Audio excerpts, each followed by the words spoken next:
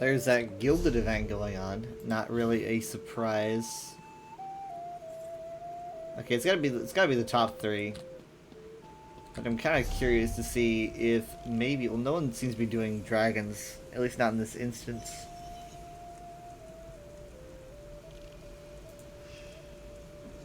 So I probably shouldn't choose it. I probably shouldn't choose that.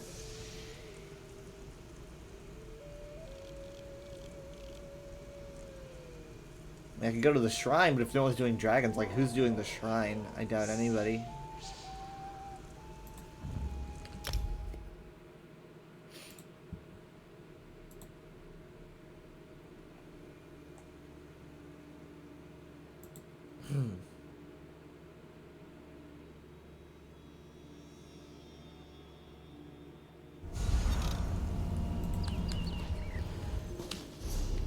Well, now the dragon's being attacked. So if there's no one at the shrine, maybe I should just go for the dragon.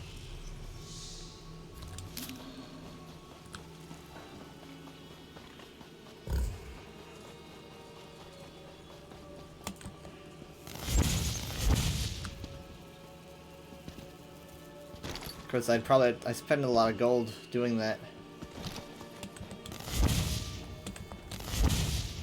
Yep, no one's at the shrine. Alright, except for Iraton. Yeah, that's gonna... Oh, wait, no, hold on. I guess I used the Way Shrine, so I should be good.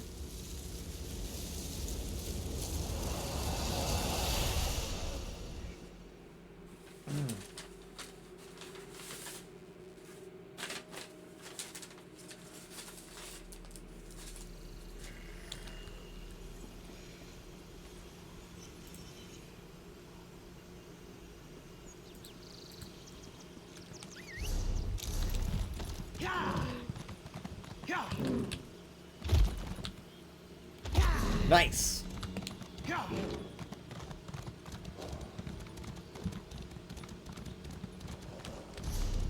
I need to remember how to get in there.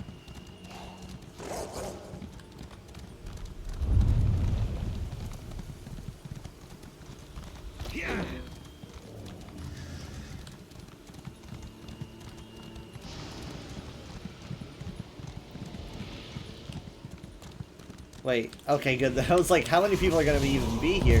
Oh, they almost have wiped. They almost have, wiped a second ago. Wait, how'd I kill a dangerous foe? Oh, it was the, skeletons. There's no tanks here, because I noticed that pretty much everyone's just taking damage. I'm gonna do my best. No promises. I can't tank, but I can heal.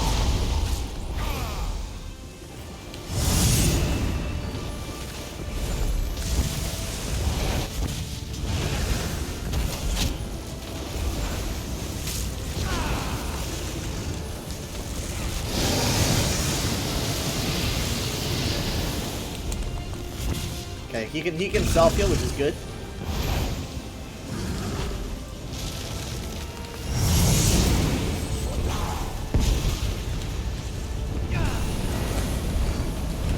Wish we were a group. Maybe they are, but I'm not in there.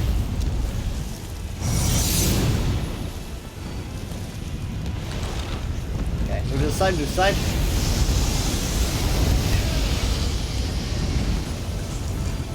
Always gotta watch where the dragon is. Shit! Come on, get up, get up, get up. This isn't a dungeon, you can just get up. You do not need someone to res you.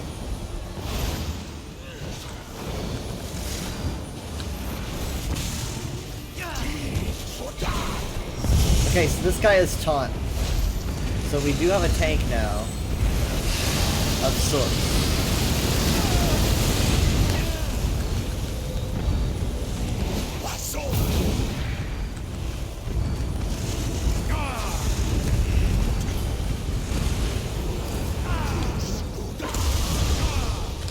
I really wish that person was over here.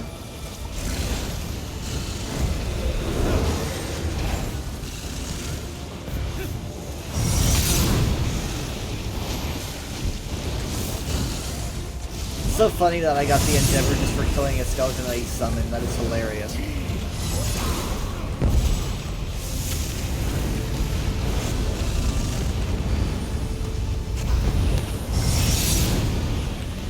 Watch his movement. Watch his movement. You never know what he's gonna do. He's gonna perch.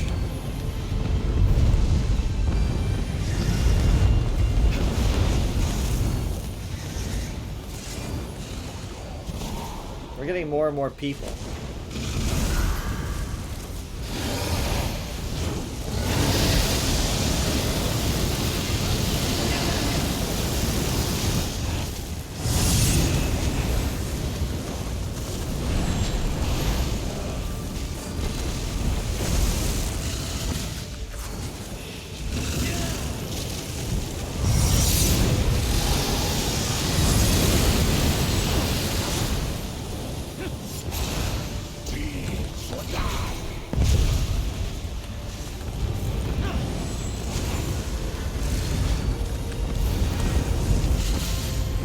Hello. I got you. Your ping might be a little bit high.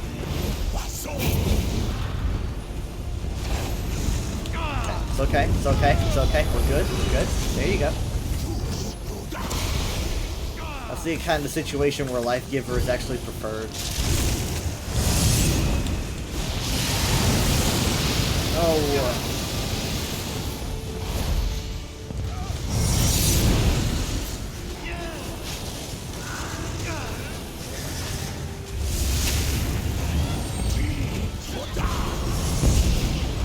Green shields, a lot of shields.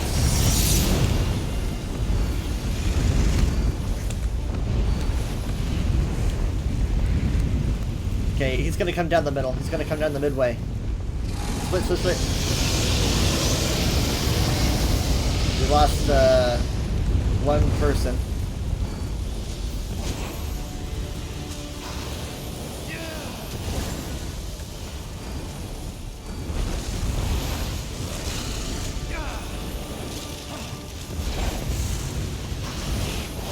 We're taking too much damage too fast.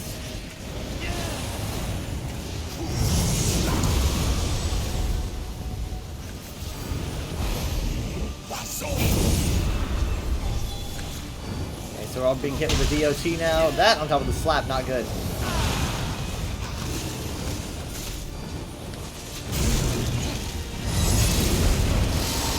Trees! Hi.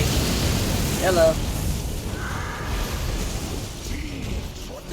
Can you join in killing Durgs? Yes. Well, I mean, like, I was just taking on this one, but...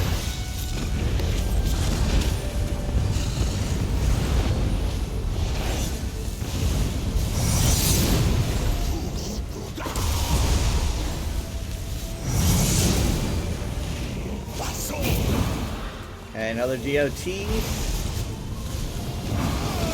Watch to see if it gets people too low. Walk. Just making sure.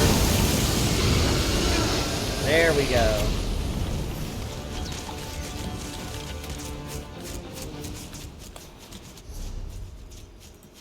Okay. Because, like, the dragon was gonna be my powerful enemy, and, oh. The skeleton that it summoned turned out to be the powerful enemy, which is hilarious.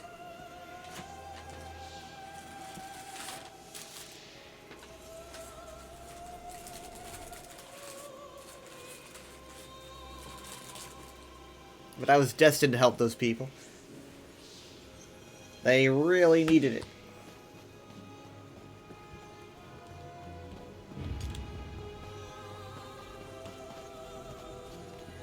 It's been a while since we've had, like, an Elsewhere event or anything. I think it's about time, to be honest.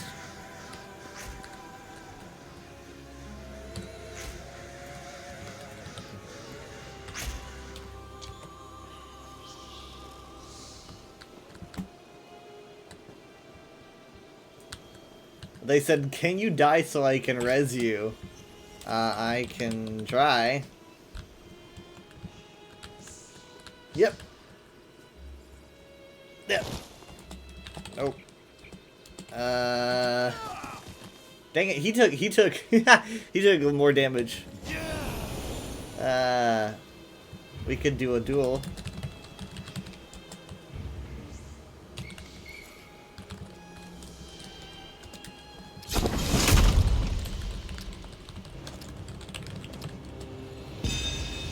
Alright, alright, alright. Go ahead, go ahead, go ahead. Oh my god, holy shit. How much? What the heck? That was very quick. Did I like lag or something? That was... I went from like 100 to 0.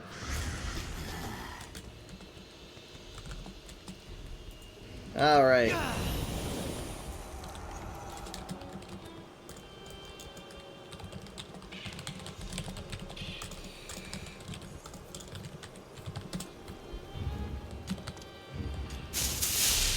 Yeah, I'm gonna be doing the top 3, so... But that was for his pursuit, no doubt.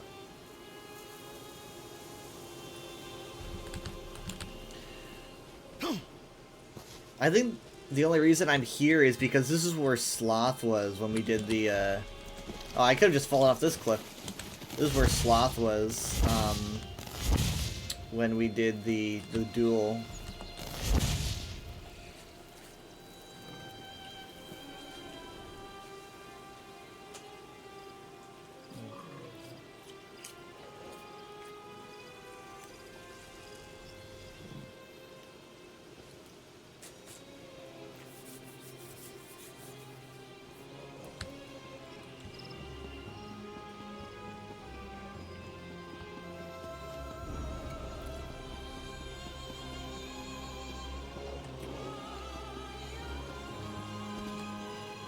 Thank you for chewing on the gummy bears and not on me, Leaf. Or like my hat or whatever.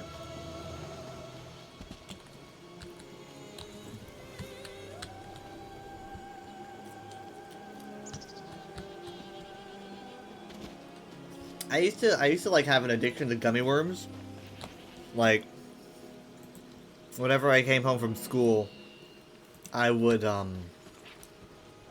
get gummy worms and then put peanut butter on bread and then put the gummy worms on the peanut butter on bread.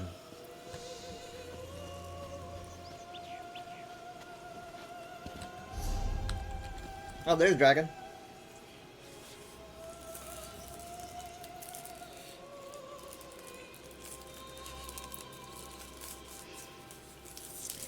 I think they really did a great job with the like I put my straw in. They did a great job with the dragon world events. I mean, like at first they only had like one type of dragon, which is kind of meh. But then they expanded on it, which was a good idea.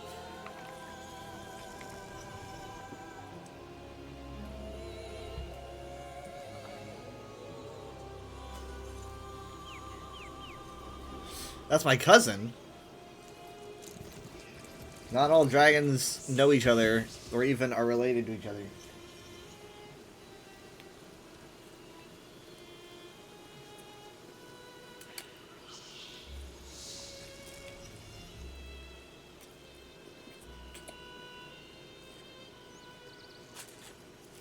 Well, you know, all dragons in the Elder Scrolls are related to each other, but you know.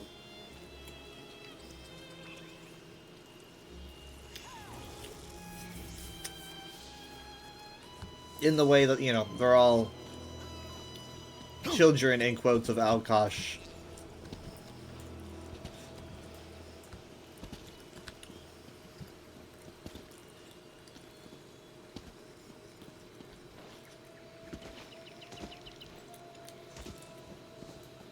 Dragons in the Elder Scrolls also can't reproduce, contrary to what the internet says. Sorry, internet.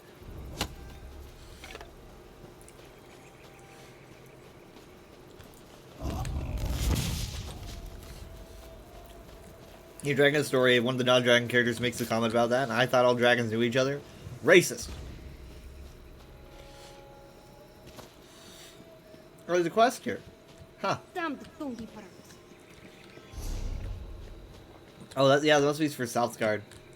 I haven't done that yet. We do, but I don't know that one. What? I don't know. I don't know too many. I know a lot of deer, though. Is that weird?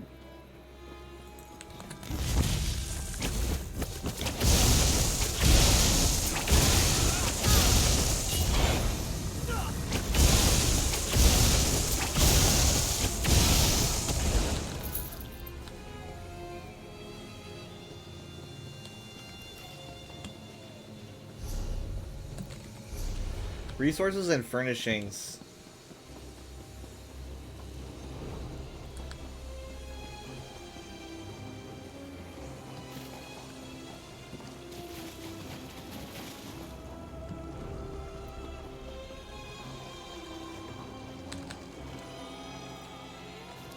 Nern root.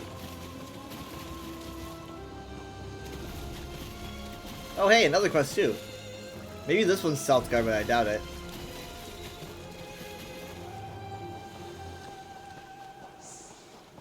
Well.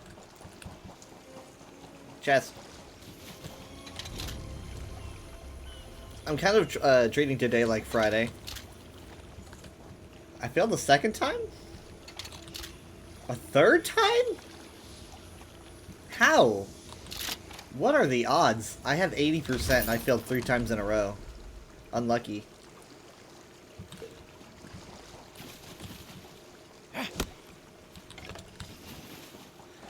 But yeah, I'm kind of telling myself that today's Friday.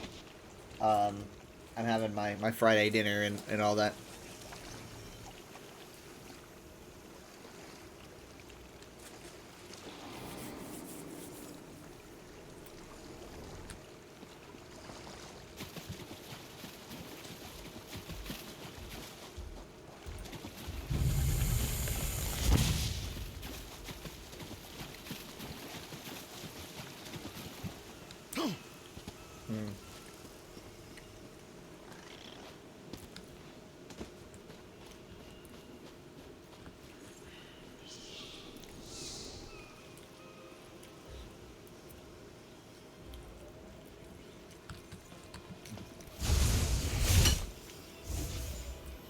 Can't say I've been over here. The dragons of Israel got exiled from their homeland thousands of years prior to the events of the story. Kind of like the dragons here. Well, I wouldn't say Skyrim's their homeland, you know. But they skedaddled down here.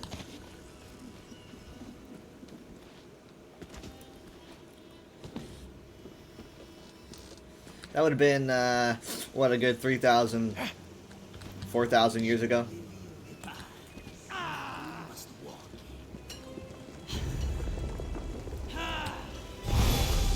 Yep.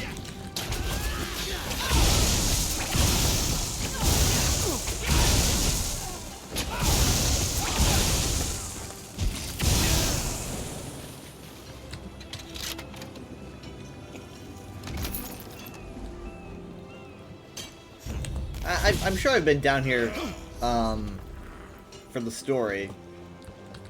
Probably not since, though. Oh, hi!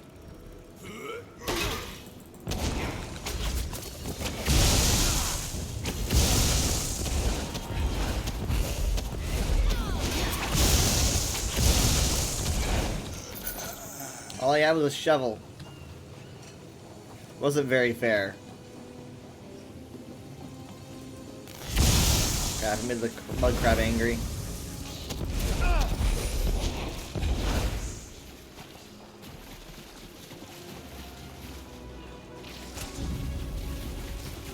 Anyway, I'm pretty tired. I'm gonna be like doing that thing where because I have to be up early. So I'm going to probably nap and then stay up to do the car registration. And then when I get home, I will sleep. I don't want to beat up clouds. I don't know. You just walk it through. And everyone's like, even just people who got stuff like shovels.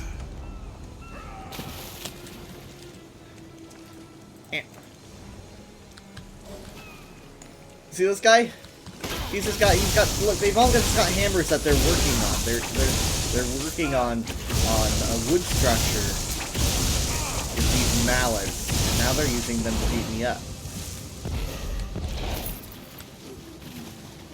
And what was my crime? What did I do? Oh, I forgot about this. It's like a series of poems.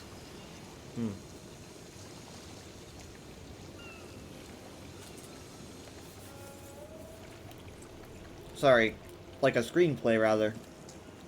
Screenplay's the right word.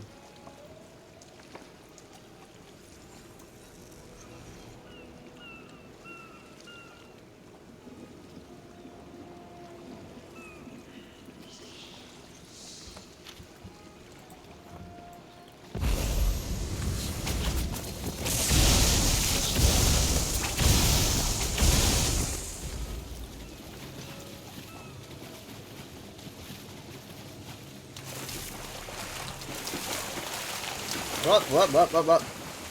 You can't steal his hat if people kill him? Well, actually, it would be much easier to, but we're not gonna get into that. And here is the craze.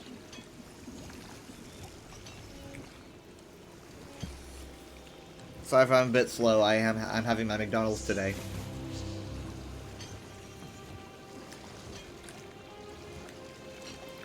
Because I think tomorrow they wanted to have Panda Express.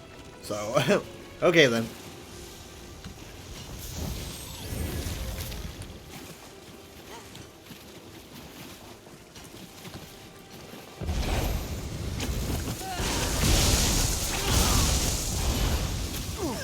Yep. So that means that we're gonna be getting 4 streams. Well, actually, I have the UESP on Saturday, so I guess 5 streams.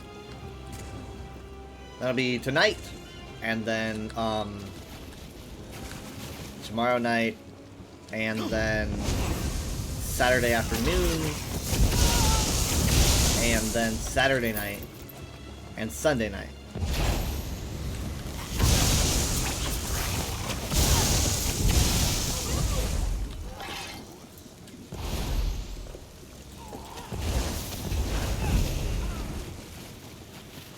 I'm not really finding much in the way of resources here, so we should probably skedaddle.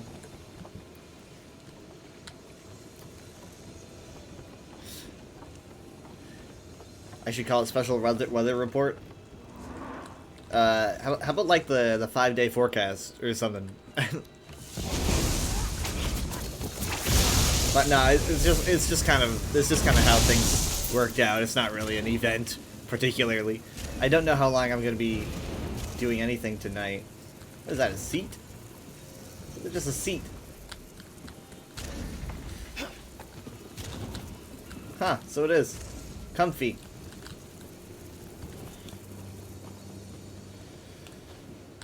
Zazarati's Korean mine. Can't go in there. Okay, so... yeah, this was probably the worst direction for me to go in.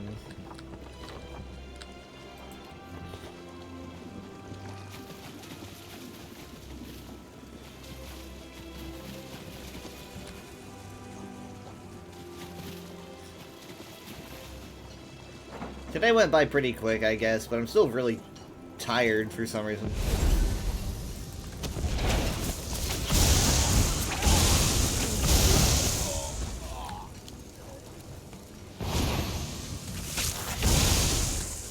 Oh, that was quick.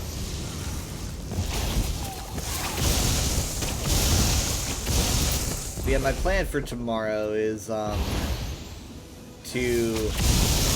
probably go to the DMV around 9, get my car registered, and that'll cost me a fortune, which is gonna suck. Go home after, I think we have to pick up Mom and Dad's cars at the shop.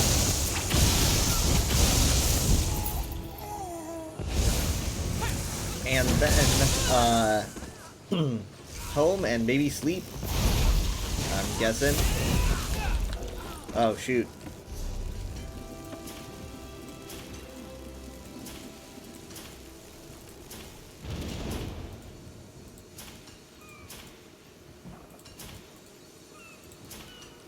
I guess so. You're installing Avowed Obsidian Games kind of Elder Scrolls clone, but it isn't actually Elder Scrolls clone because it's not open world. Yeah, I've been seeing a lot of ads for it.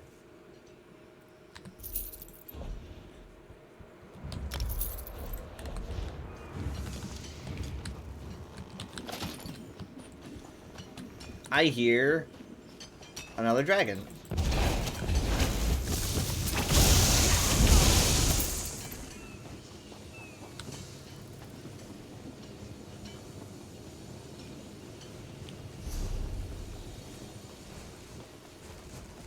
Yeah, it's a good thing we got out of there.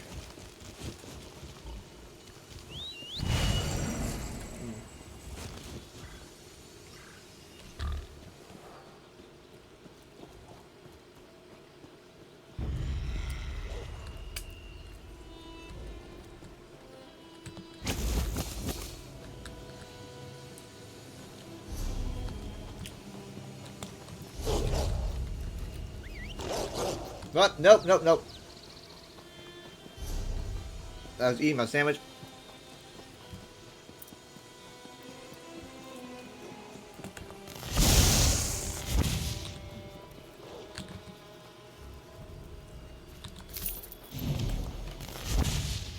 There we go, that's done.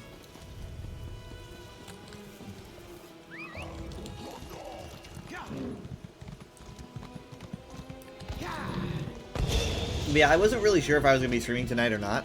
I was just kind of like, do I have anything to do tomorrow aside from the registration? And it's not like, I guess not until the evening.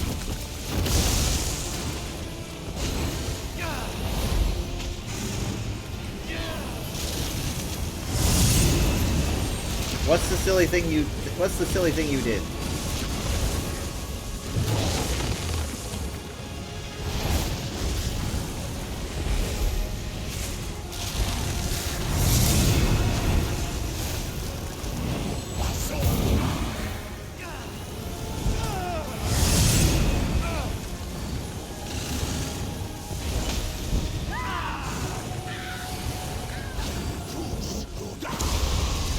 Okay, so we do have a tank.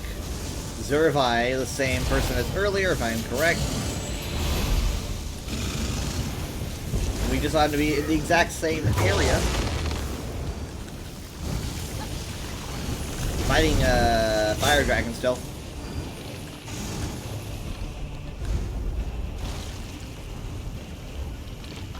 Watch this movement. He's going down the middle, going down the middle, going down the middle. Watch, watch, watch, watch it. Careful.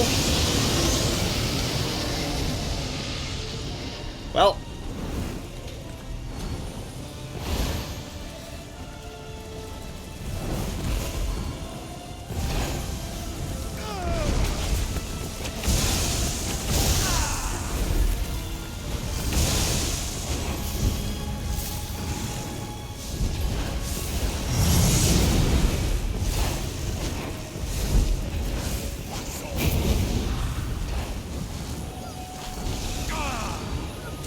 Okay, now whoever's gonna get smacked.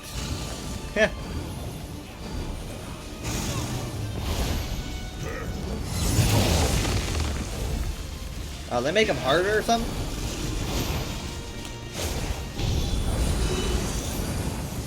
You made your own Super Sentai team inside Elder Scrolls Online. You shall call them Trio Sentai Sanrio. Are they like brightly colored? Each of them? Do you have like a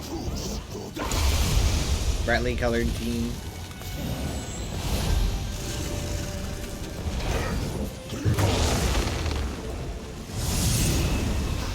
I should be doing my pursuit. That's what I should be doing. I should be like fighting vampires, like a lot of them. I still need to do that. Red, yellow, and blue. Yeah, that's what I was kind of thinking that.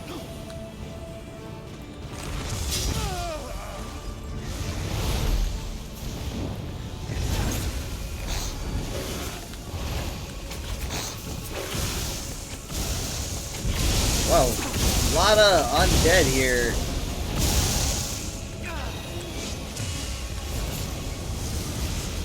Incoming.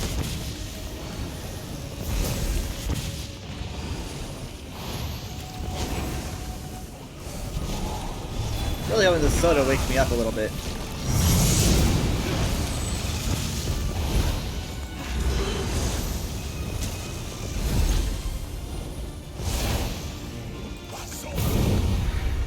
Is the DOT. I'm gonna need to kind of get over to them because I can heal them. I Can't heal Craze, because that is illegal for some reason.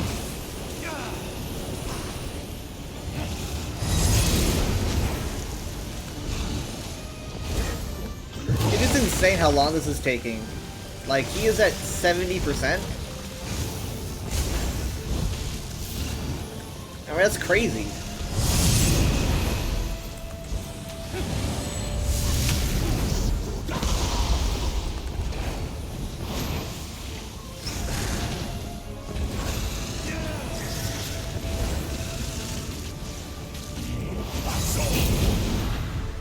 DOT. Okay,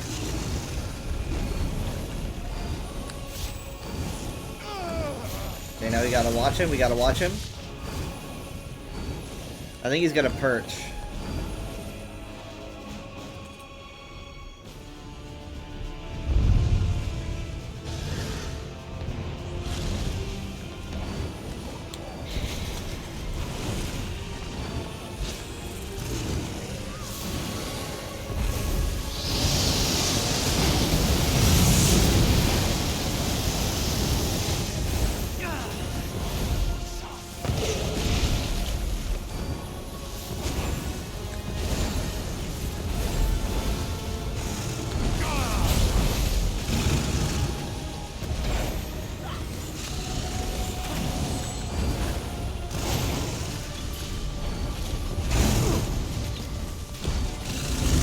Dragons are still the best world boss in the game.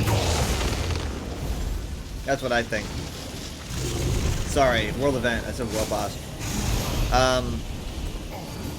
They're alternate costumes for your 3 mage hunters. That sounds neat. Are they outfits or costumes? Oh my god.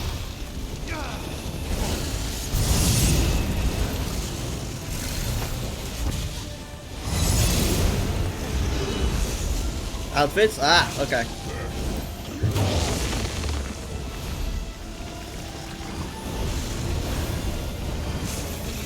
A lot of people here. See, this is kind of what I like about Dragons being a world event.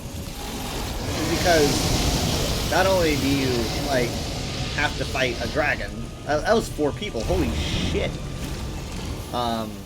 But it's because like it also emphasizes just how powerful dragons are and how incredible the you know, last Dragonborn is for being able to— oh shit, I walked right into the fire. My bad. Being able to take on these things. I mean, like it really emphasizes how strong you are in Skyrim.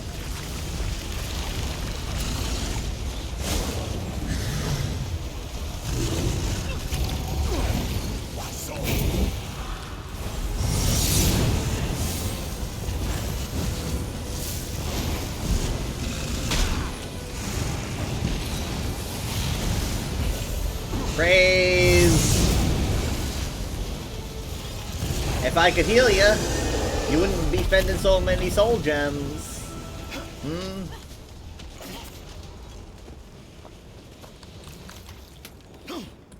Well, that was fun.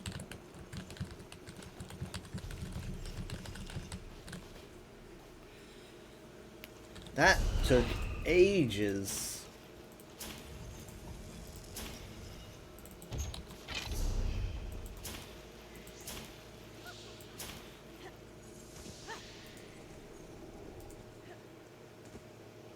Ugh.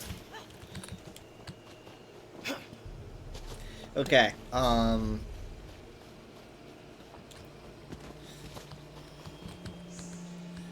gonna head into Senchal.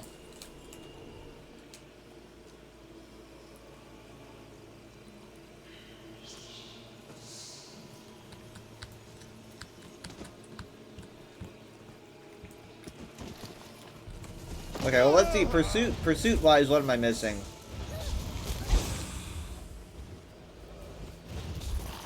I'll get this one tomorrow. I can get this one, that one. Huh. Okay, so this one I can get like easily. Vampires I'm gonna have to work for. Oh, treasure maps, maybe? If I do treasure maps, it's going to be very frustrating for you guys, because I don't Google treasure maps.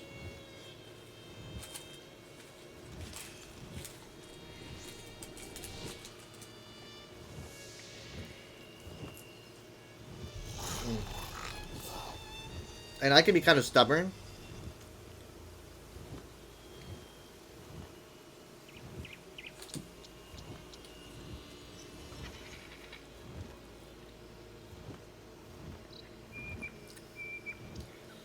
I don't know.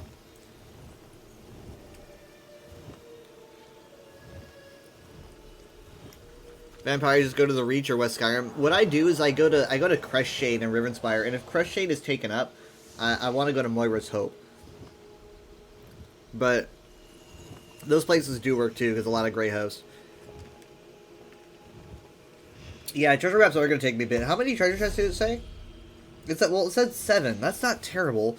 I could have sworn I've done one recently.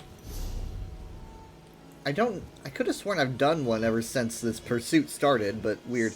Let me see. What do I have in turn? Do I have any maps? I've got 4 on me right now. I've got an Arcsand Cavern. This one might be the easiest. I spend so much time there. I have a Grotwood. That one's pretty easy. You can see South Point here, because that looks like an Imperial Chapel, right? So this is probably South Point, so this could be pretty easy. This is on the coast too. This one I hate doing. Or elsewhere, this is also going to be pretty hard.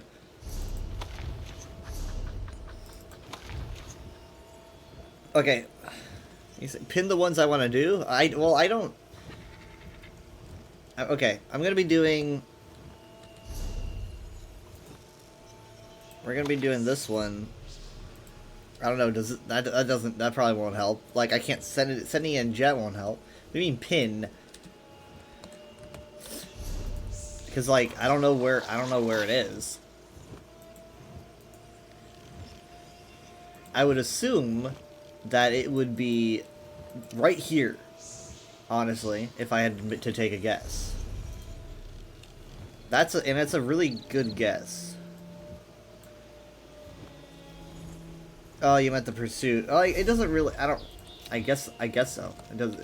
I know that I need 7 and I've done none, but... Okay. That might help, because I'm gonna be doing them en masse. I think I might actually know where this one is.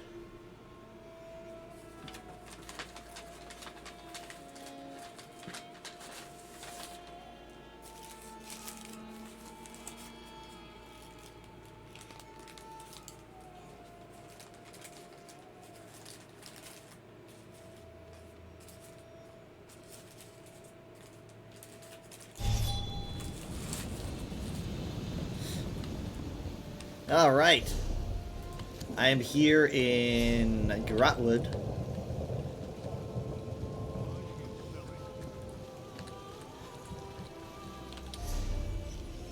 I am in Grotwood, in Valenwood.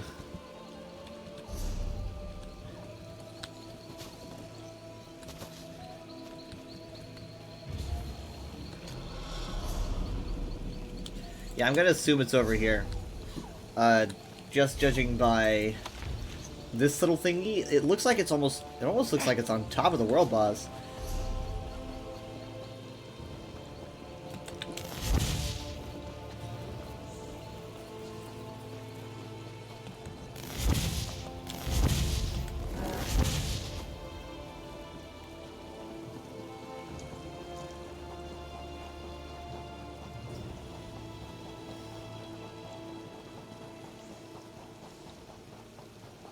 Okay, so yeah, there it is right there. Wait, where, because we're in, like, where's the, oh, the world boss is the lions, isn't it? Yeah, up there. Okay, so it's nearby, but it's not on top of. Alright, here I go. How did I do that? Check it. Dang it.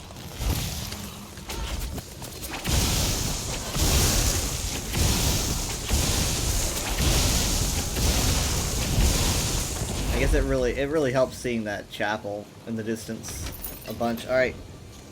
So now we're gonna do Argzand, which is gonna be a little bit harder. Because Argzand is it's kind of like by a bridge. So we know that. So we basically just have to hug the river. But there's a couple bridges, and so it can get kind of annoying. I think we have to look for, like, this looks like a bridge that's out, so let's look for a bridge that's out. I'm gonna head back to the Way Shrine.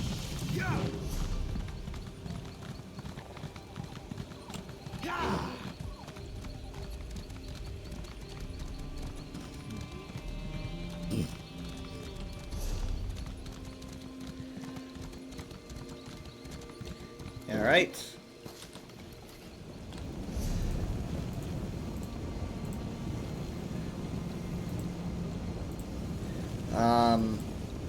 Okay, so most of the bridges are out. This one's out. This one isn't. So does that mean that maybe it was, like, here looking across? So, like, it would be, like, maybe here? I don't know. We'll see.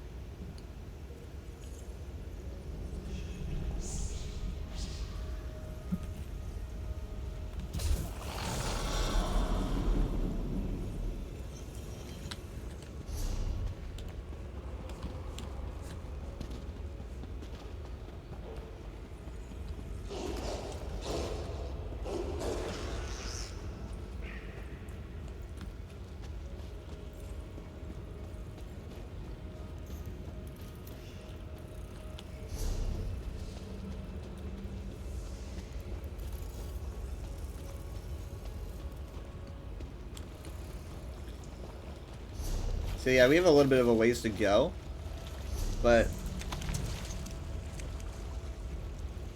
I think I might be kind of on point with this. It's like somewhere around here. It also seems a bit familiar. Oh. Craze wanted me to wait a second, so I'm gonna wait.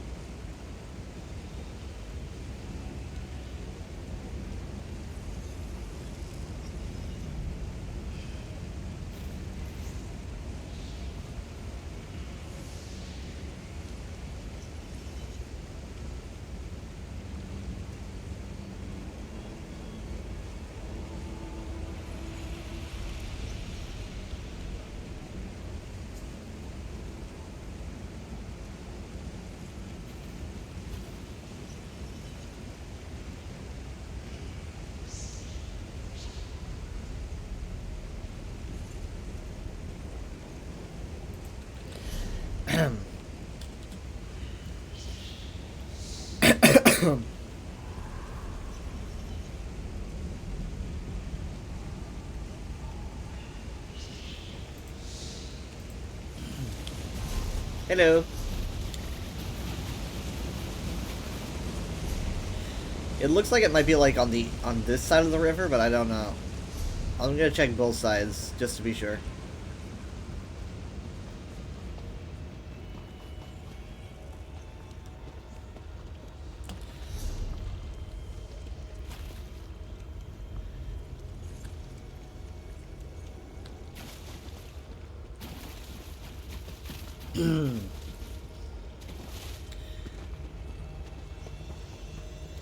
Okay, so here's that bridge. So let me look at this again. Alright, so it's almost like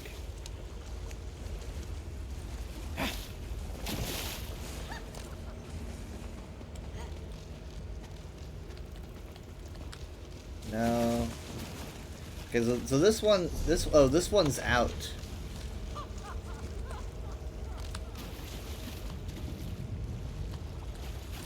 I'm confusing my very tired brain. If this one's out, I'm going to be looking at one side of it being out, and then look at one that isn't. You can't see the one that isn't from here. You can only see one that is.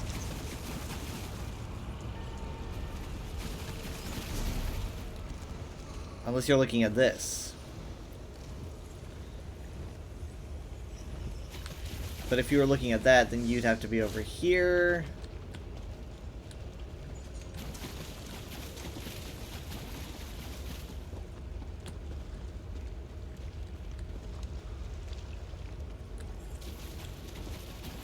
Yeah, it doesn't help that I'm gonna be the only one that can see this pile, so... Okay. It could be that this bridge is out, and it just looks like it's not.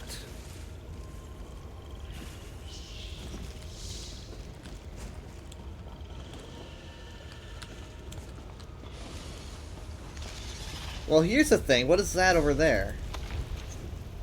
That is... Could that be it?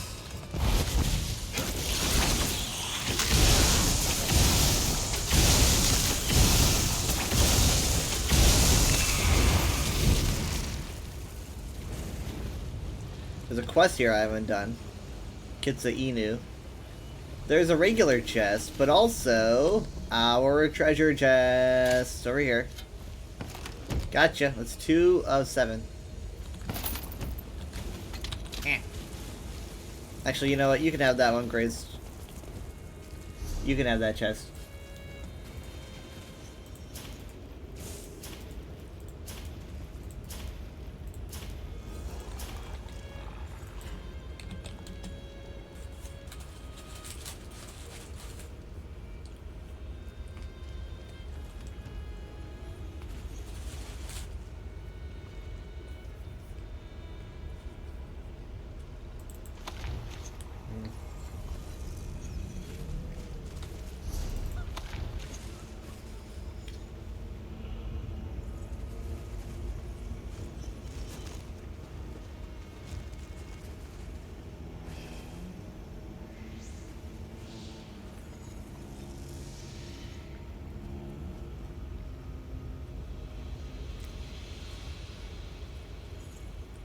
Give me a moment.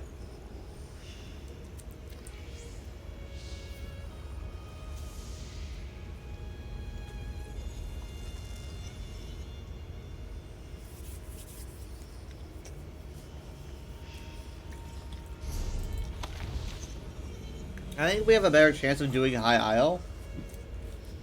But this one's always really tough. I would guess that this is probably Amanos. But I'm not sure.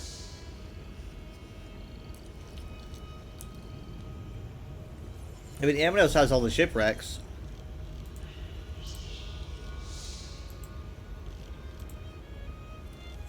I can't really think of any shipwrecks. Well, I guess maybe north of Gonfalon in the channel, but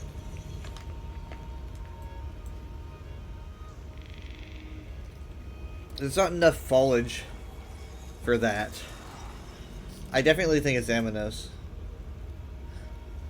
I mean, like, you've got a bunch here, for example, but I recall checking here and not seeing anything.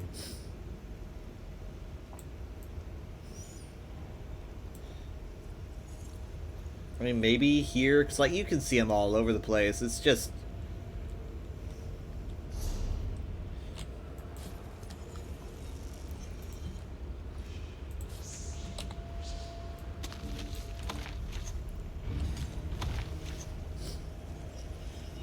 You've got a cliffside, you've got plants.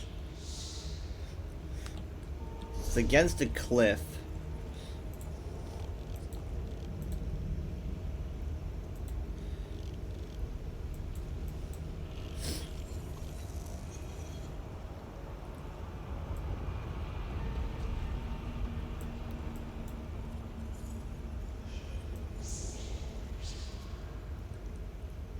And maybe here? Is this one? I'm not sure.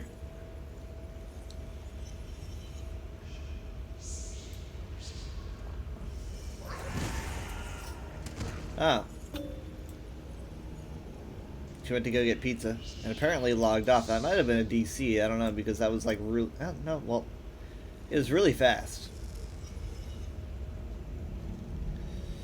I'm gonna try,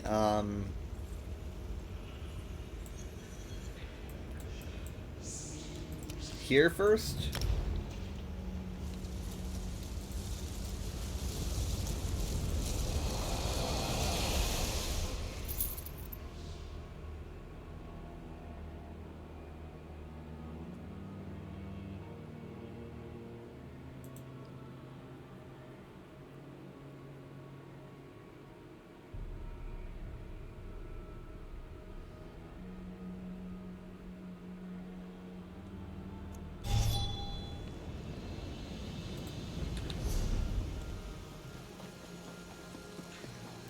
Not enough plant life here.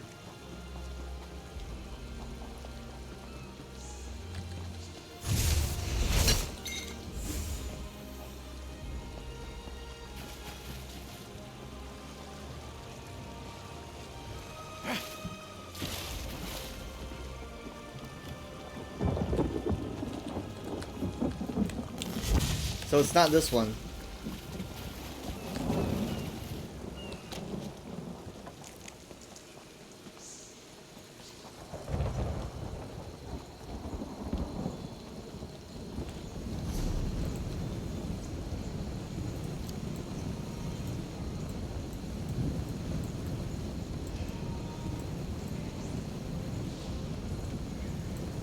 I mean, I always seem to check here, and I'm always wrong.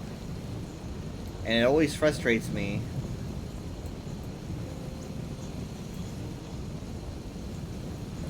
There's only so many places I can check. It's definitely not going to be too... It's not going to be something that's too inland.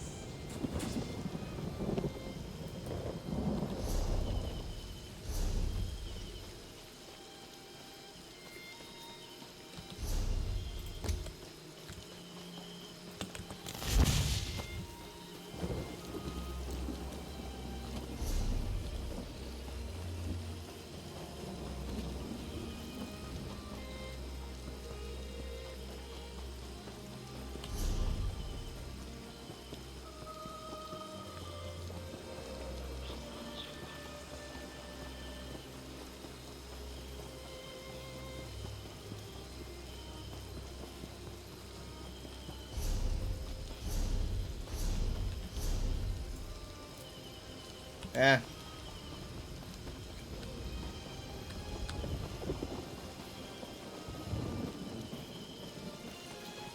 No ship, no Oblong, no idea where to start. Excellent.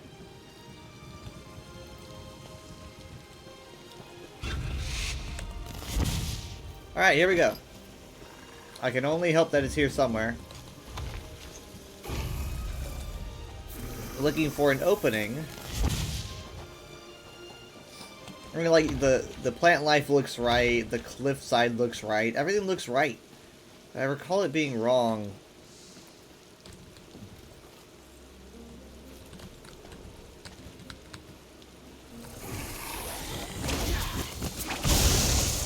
Get!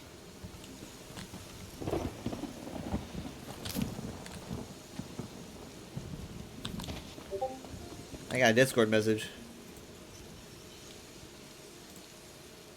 It's by Craze, who says the internet went out. I knew it. It was a DC.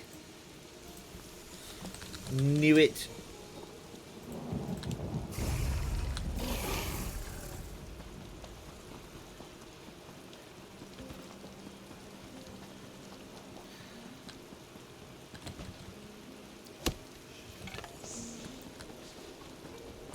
Yeah, I can't find a ship that's in the right... pointing the right direction. I mean, like... maybe this one? No, there's not... Well, maybe. But I don't see... Ah! Oh my god, this is it. It's inside. Okay, we got there. And technically I even need to loot it, but... Sweet. Discord again. They're just waiting on me to leave.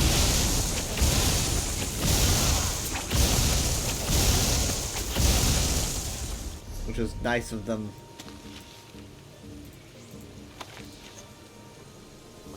Okay, I'm gonna... That's the Northern Elsewhere one now. This one's gonna be pretty hard to work on. But... I have confidence in myself all of a sudden.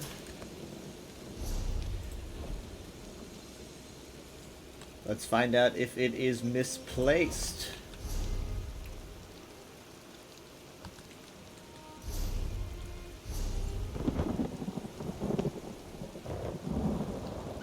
Yep.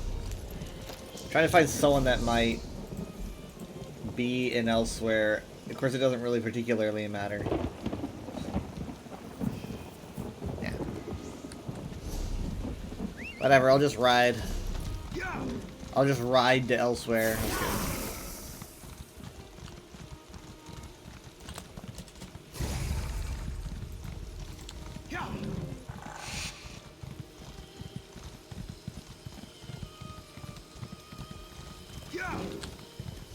Are you interested in tales of valor? My courage has taken me throughout the... He's advertising his tales. Let me entertain you a moment for a modest fee.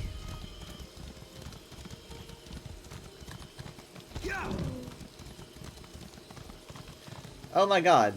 Oh my god. That... Wow.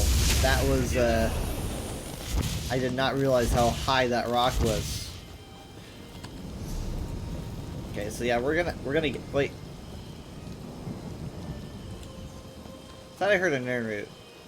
I could be wrong. I don't really see any water nearby. I'm probably wrong. Not near enough. I'm gonna guess somewhere around Hakoshe or Tenmar or whatever.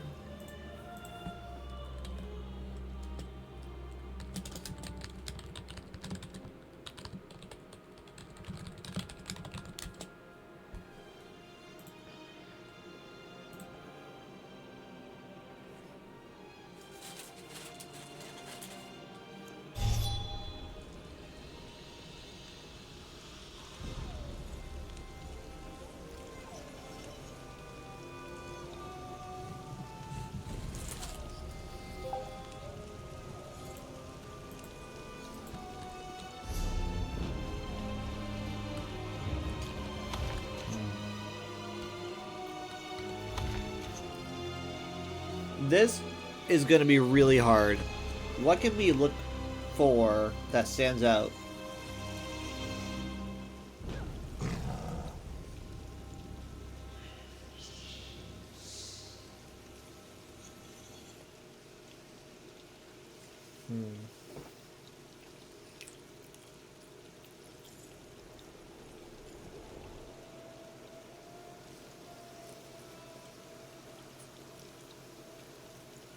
It doesn't look terribly green.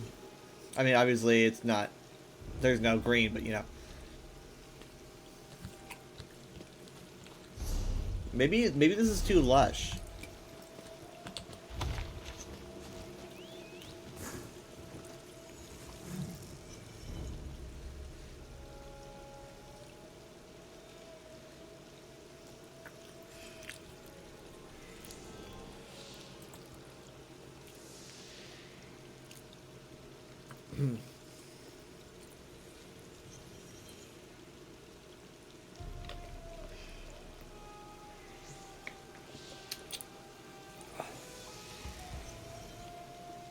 I mean, I see those little, the little Joshua Tree-esque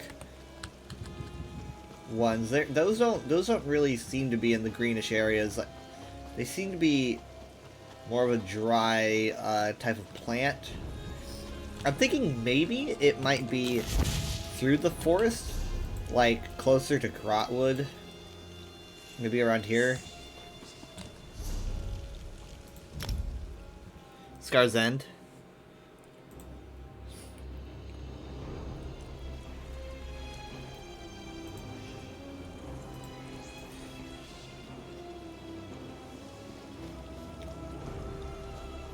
Okay.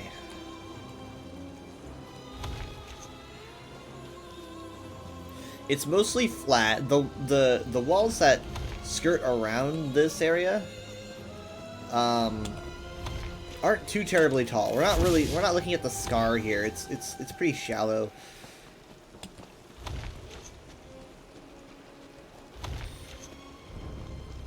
It's got like shrubbery, but a couple taller trees.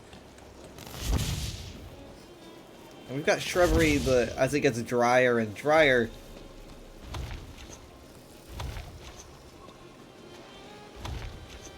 but not really those tall trees. I mean, not that kind.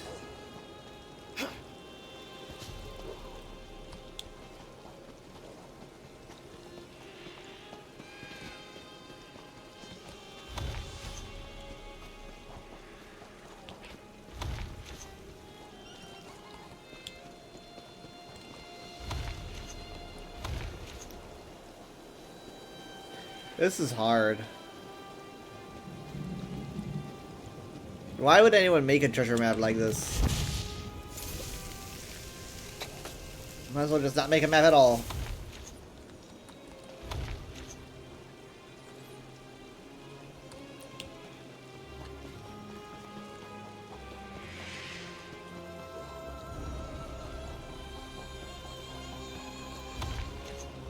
I mean, even these tall trees don't have the same greenery as what you look like you'd expect.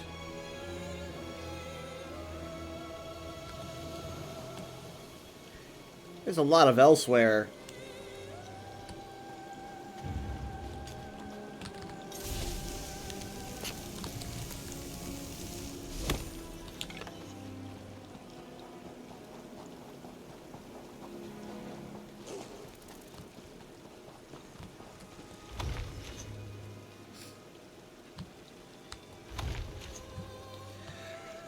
See, this type of tree here is kind of what I'm looking for a little bit in the foreground.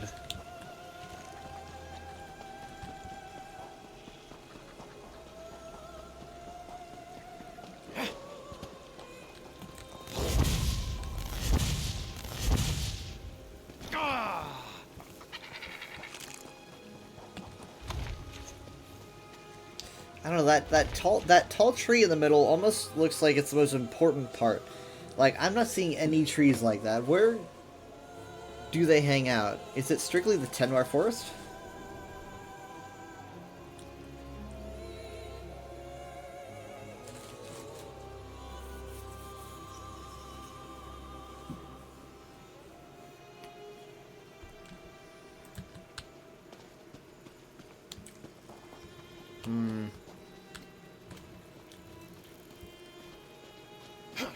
You know, it looks like an evergreen like this, but thinner.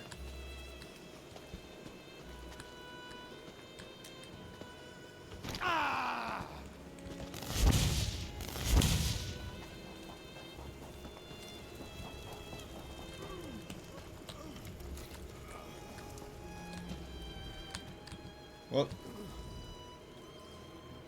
because of your help, our companions live. Still, there is much to do before they are well enough to travel. But do not worry. Iokas and I will tend to their needs. is this, yeah, cicatrice. I forget if that's how you say it.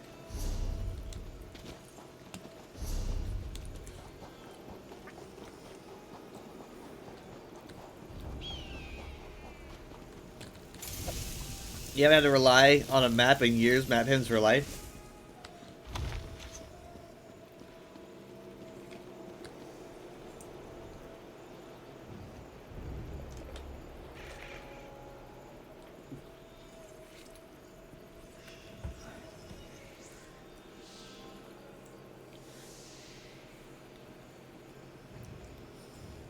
I mean, you got mountains in the distance, so there's nothing obstructing this area as you look down. I feel like there's gotta be something that I'm missing, something that would make this really identifiable.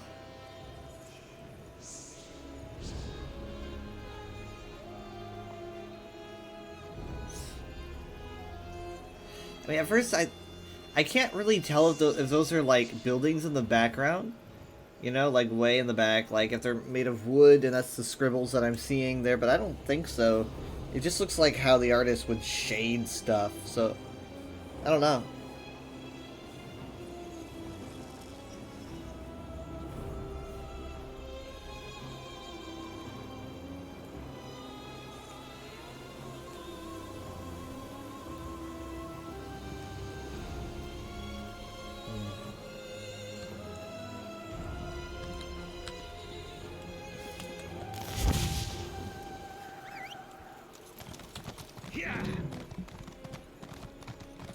I'm trying to see like what type of tree I'm even looking for.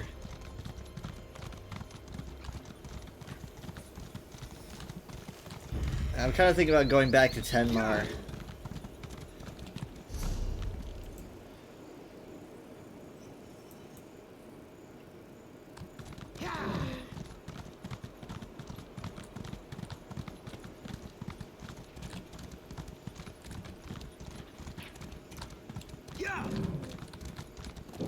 Yep.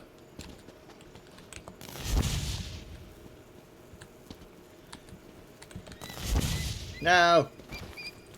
I think this is a dragon combat spot. I should probably leave. We're gonna go up to Hakoshe and then go south. Again.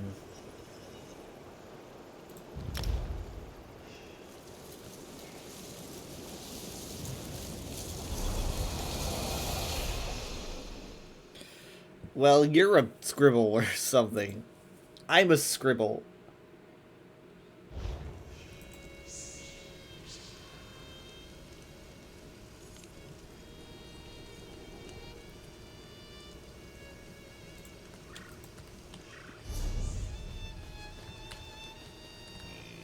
Okay, that's the type of tree I'm looking for right there. That's it.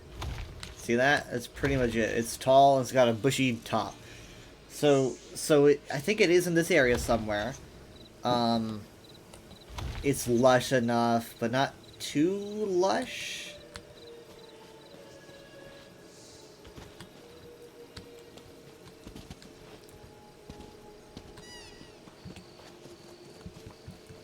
See, we want to look at for something like this. I'm pretty confident. Not that it's going to be here, but that it's going to look something like this.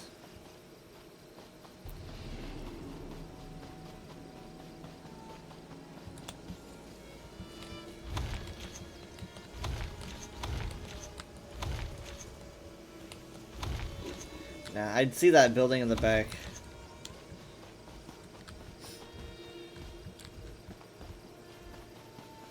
This area goes for a while, though.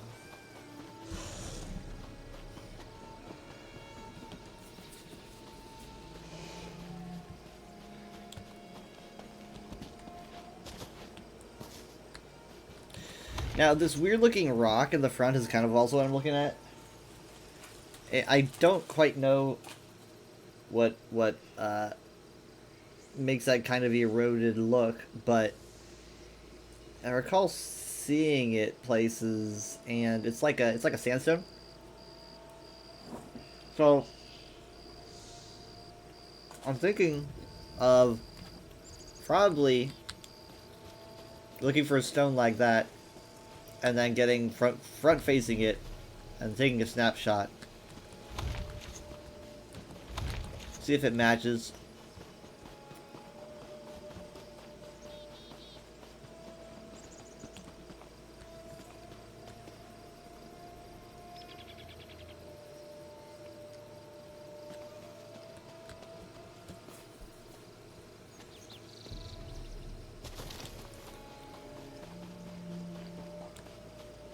I'm a sandstone? No, you don't understand. I'm weather, not weathered.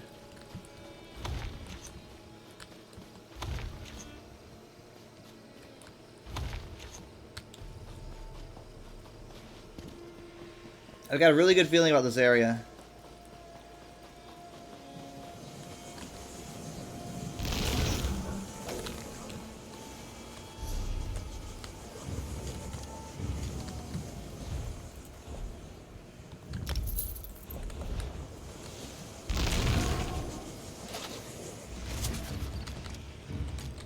I used to use Undertaker back in the day, which obviously is wild, you know, on support to be doing that. But it made me really tanky, so I lived a lot longer, like, armor-wise. And then I moved into being more like, oh, I've got longevity because I've got Magicka that allows me to heal.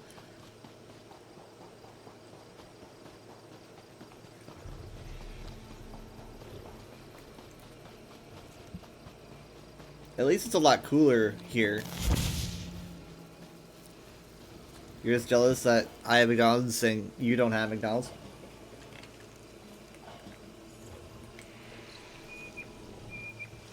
That's fair.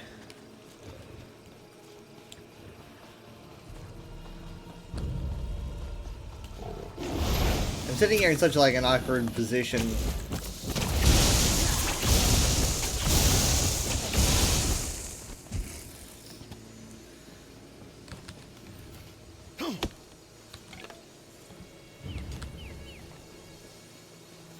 I was like, had my legs tucked under me. And my foot slipped off the chair.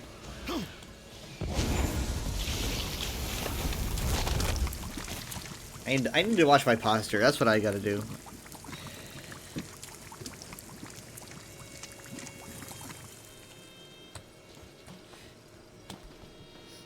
We advocate for watch posture around here. Posture check.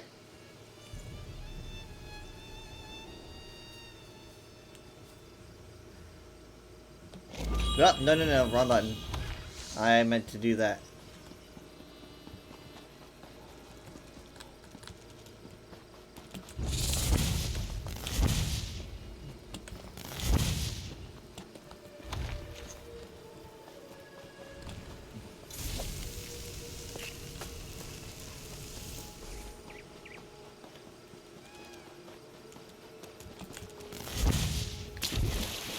Is there any water in this picture? Not that I see, no.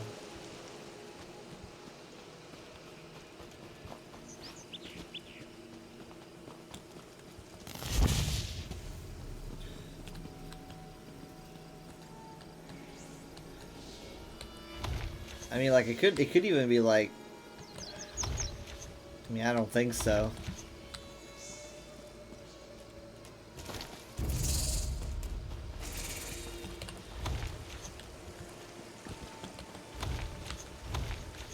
No, there's no tall rock. Posture check immediately breaks spine.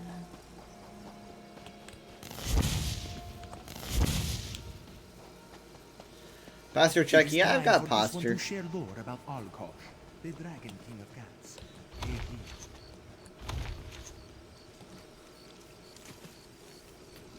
I wonder if one of these is like, I wonder if it's just like a path.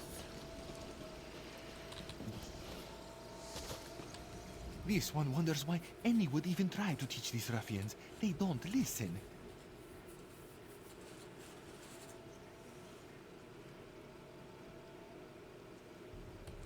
This one teaches those who strayed from Khajiit Moors. For those who listen, I offer a meal in return. This one hopes to convince at least one person to turn from a life of crime and instead join my Adetorium.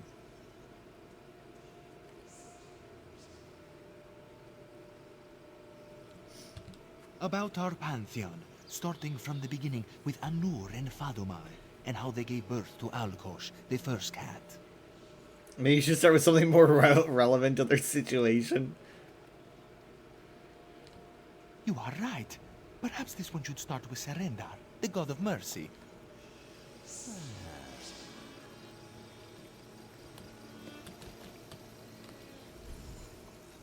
This priest does not offer me enough to listen to all these words. Food only? Ah! Yes, he came to our camp and offered us a meal if we heard him out. I didn't think he would rattle on about the gods. This! What gall! The diva considered making a break for it, but this one's stomach growls with hunger. The diva does not like the decision before her.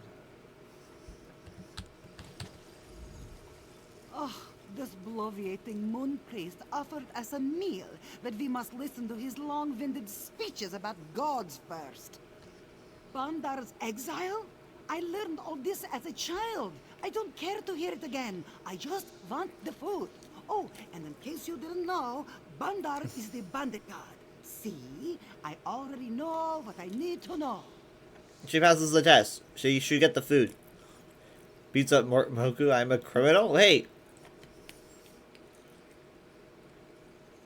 Hold on. You're working with the moon priest, aren't you? Testing what we learn from him before we get food. Look, I might be struggling to survive right now, but I am also a scholar. I don't need his words. I just need food.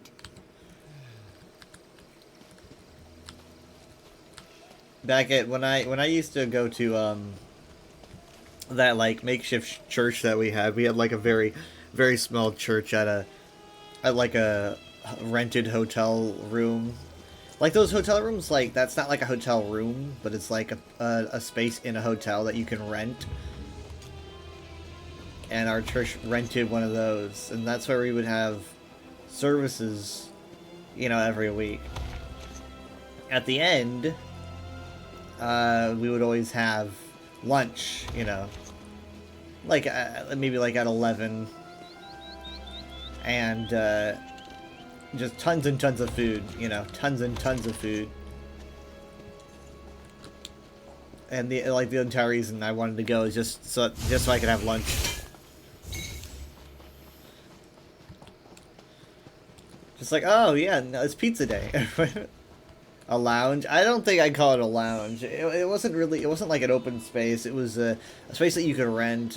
I don't know, what you call that, a lounge? Isn't a lounge like a, maybe I'm thinking of a lobby.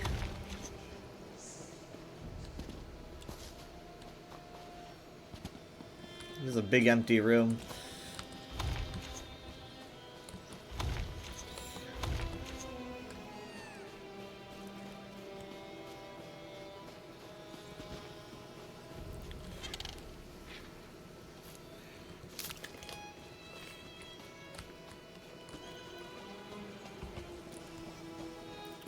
Yeah, Jesus and all that. Now, where's the pizza? I mean, I feel like a lot of people that visited felt that way.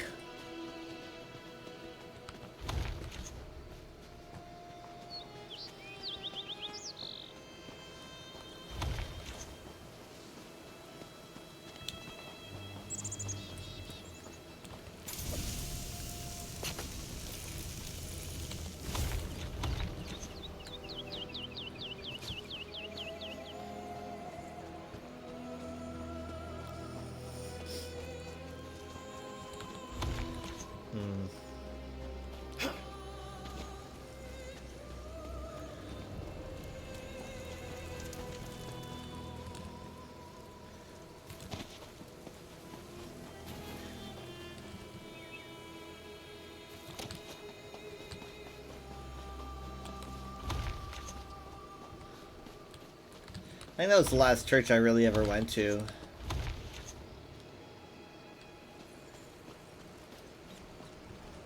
Once it disbanded, I don't think we just bothered finding another and all that, so... Oh, hold on.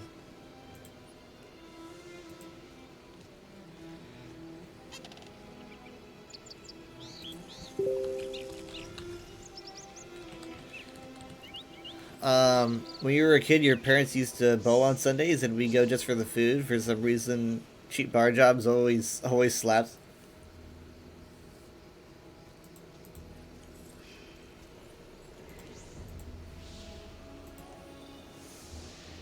That sounds fun. That sounds more fun than church on Sundays. Whenever I would go to a church service, I would find myself, you know, drawing, doodling on some kind of piece of paper that I found, like maybe like the daily schedule or whatever, just drawing on that. So I had so many things just to draw on.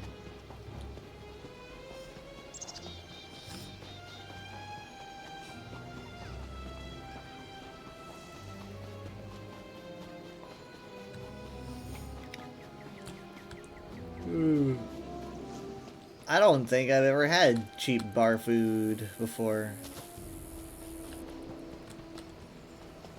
I think I'm in too deep. I think, like, I traveled too deep into the forest.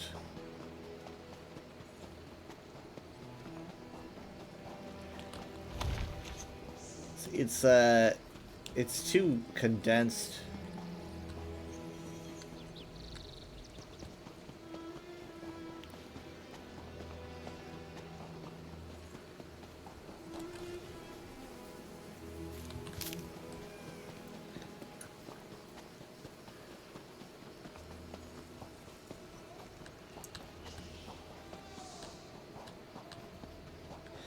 Well, there's one of those trees.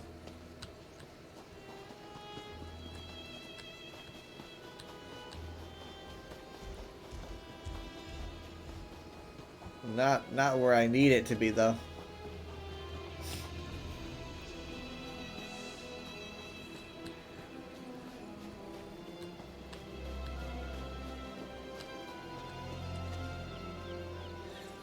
Ay.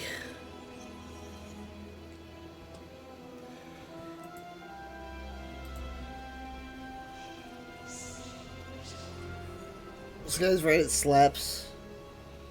There used to be a bar across the street from your apartment called the Treehouse.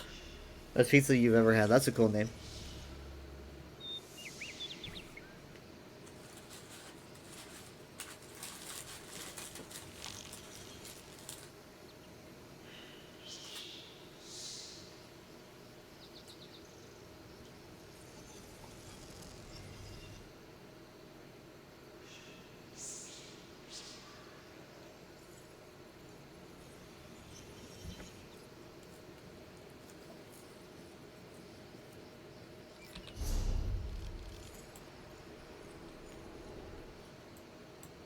I mean, I guess it could be here, maybe?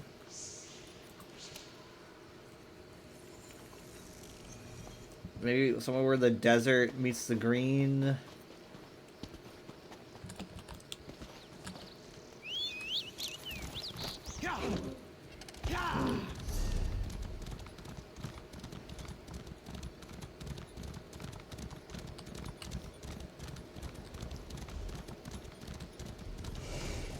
There's a wagon here that doesn't line up, though.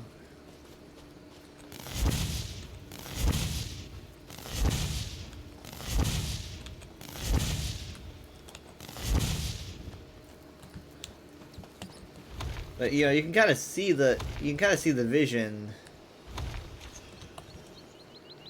but not the product.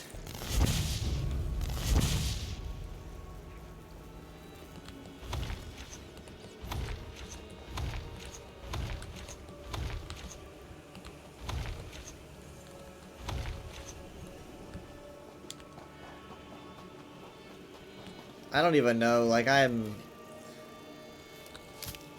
Ugh.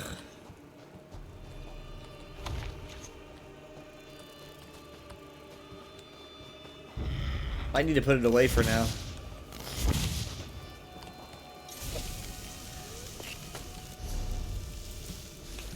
It's the only map I have. Let's go to Rimmon and see if I've got other maps, at least to pick up, so I don't have to go back later.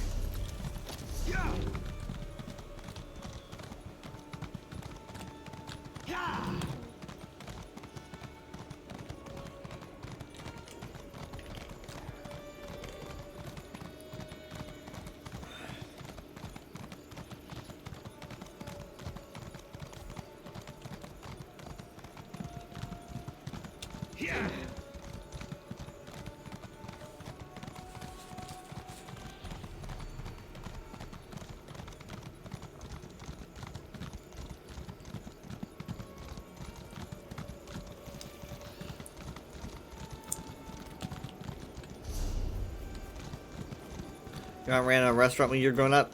What the foodies call a truck stop diner. All the stuff you can make from back then is the best. Did you guys have like diner slang?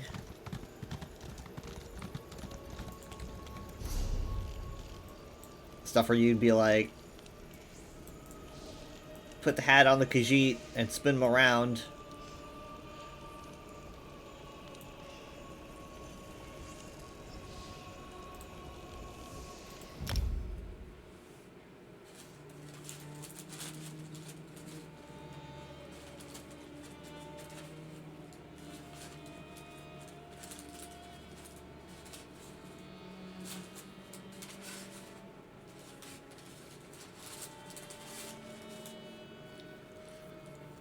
One crying Johnny coming up.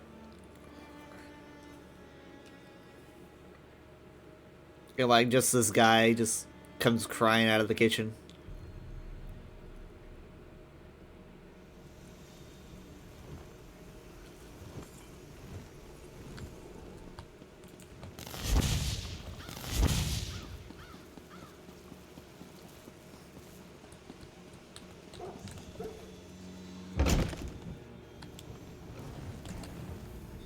The Rimmon Bank is an honor. Okay, withdraw. Yeah, I've got some maps, alright. I've got some maps. Duplicates would be better. Like, if I could get duplicates, that'd be great.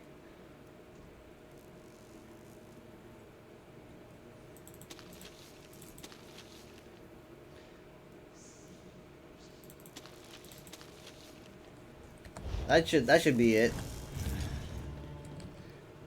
No slang, but if you were rude, the waitress might whip a creamery at you from across the restaurant. Choose on the map. No!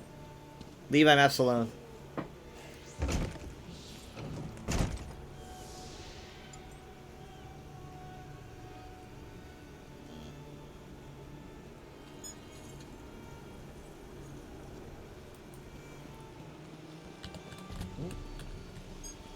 You made certain the Khajiit will have a voice in Eldenroot. Thank you, Walker. Paper knowledge.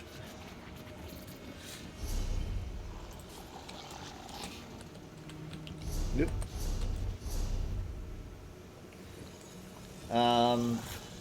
Let's do Westfield treasure map. Oh wait, I got 6 and then I got 4. What was I thinking? I guess if I find 3, I can find 3 twice. That would feel nice if I did that. These are probably the same. I would assume. The food fights were legendary. Like adults having food fights. I guess I shouldn't be surprised. You'd be wasting really good food.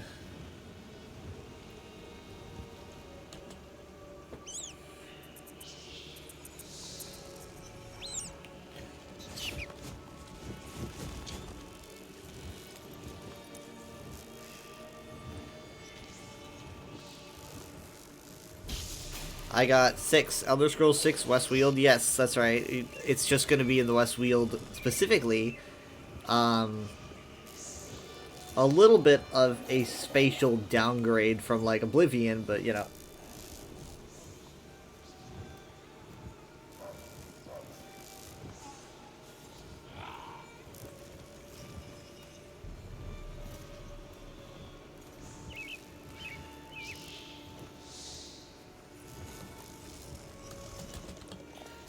Okay, now let's see.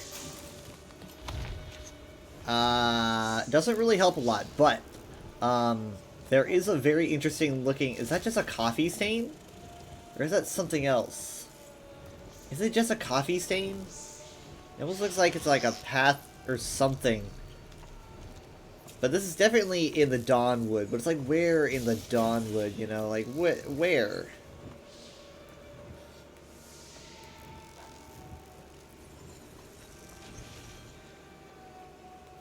You'd be okay with smaller Scrolls games like that to bridge the gap between mainland games? They purposely bought banana cream pies to throw at your mom because she hated them. That's a level of petty that breaches the comical at that point.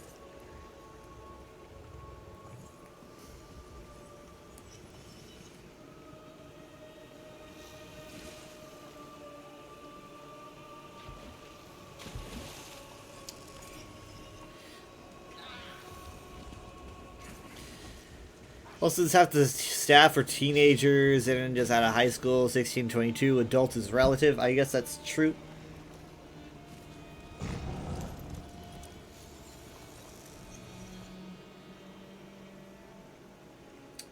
I guess I might as well just... No, let me see, is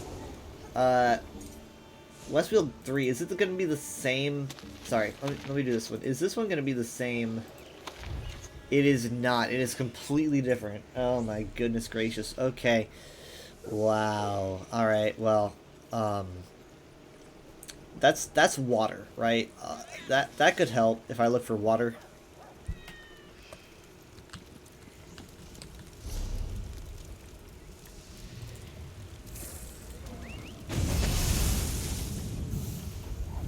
Might even be here.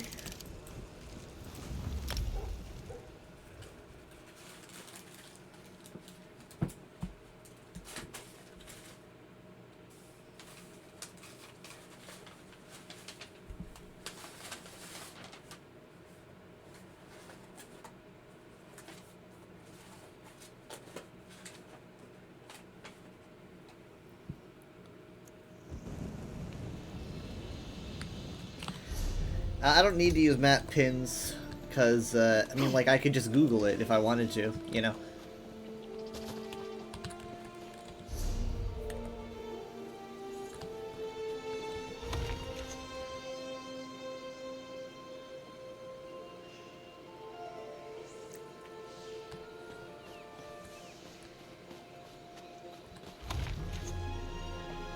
The Dawnwood's not as big, but...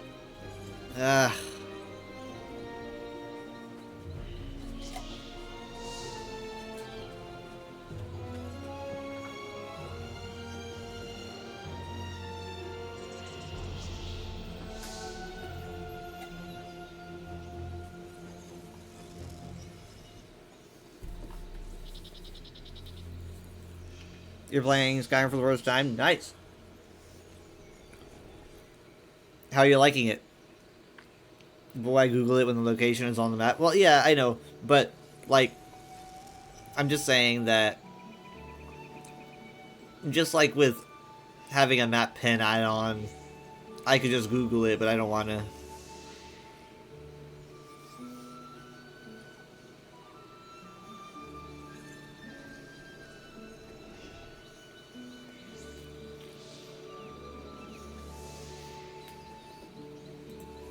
I feel like that coffee stain almost looks important.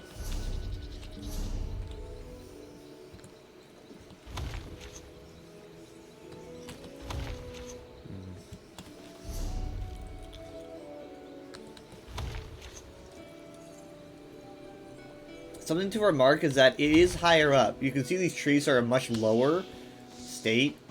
So I want to be higher than other trees. That's gonna be my first hint.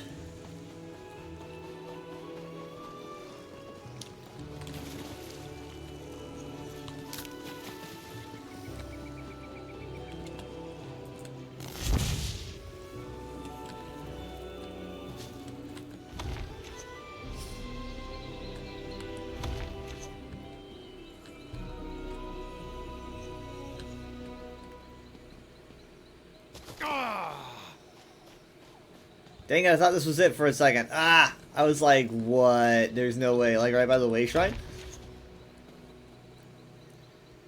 That would have been really silly. Also, it's by a rock. That'll help. A big rock. A large boulder the size of a small boulder.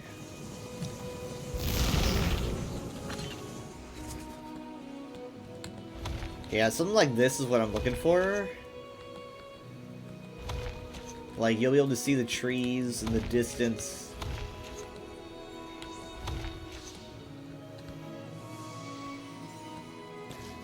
This is why my treasure maps have all stacked up.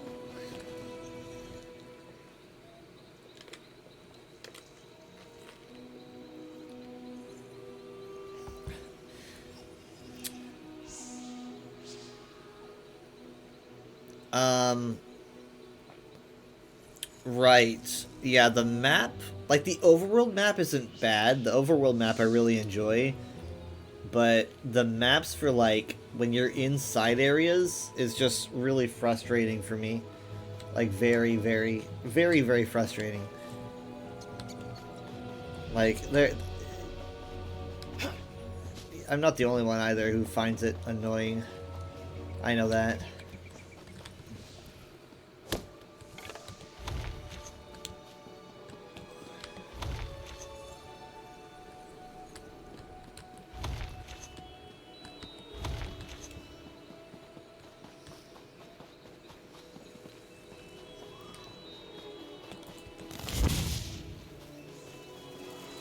Oh my god.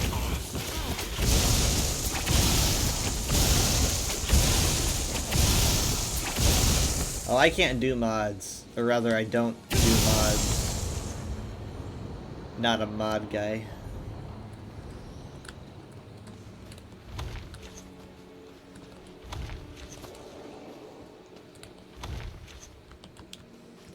Well, here's a rock and a twisty, but that's not it.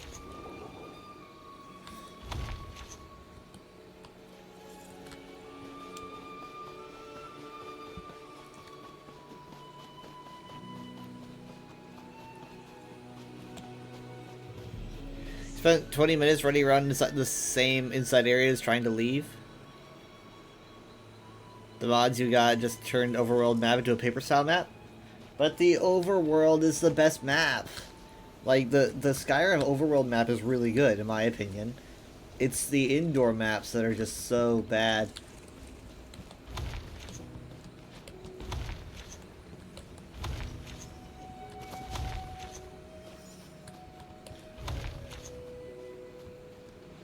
You don't want a mod for the first time? Yeah, I agree.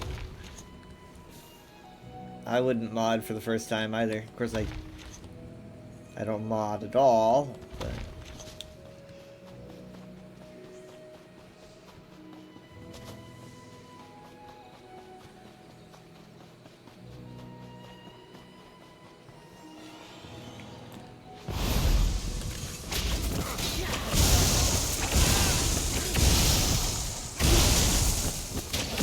So, like, what do you know about Skyrim, like, prior to your playing it? Did you know much about it?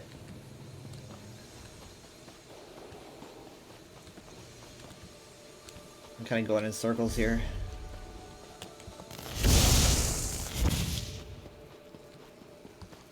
I'm gonna end up running into the wrong treasure at this point. Elder Scrolls 6 is just the Crazy Adventures of Clouds. That's what it's going to be called. Elder Scrolls 6, The Crazy Adventures of Clouds.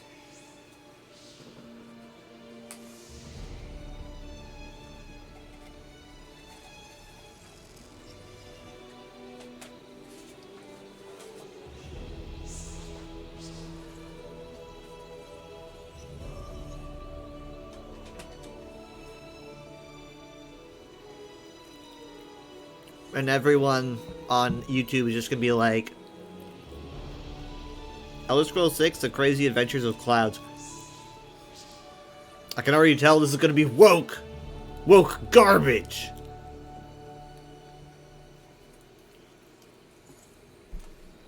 Just stuff from ESO? Okay.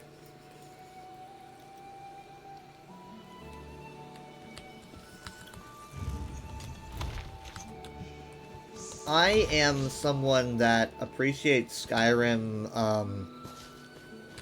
a little bit more than most, probably.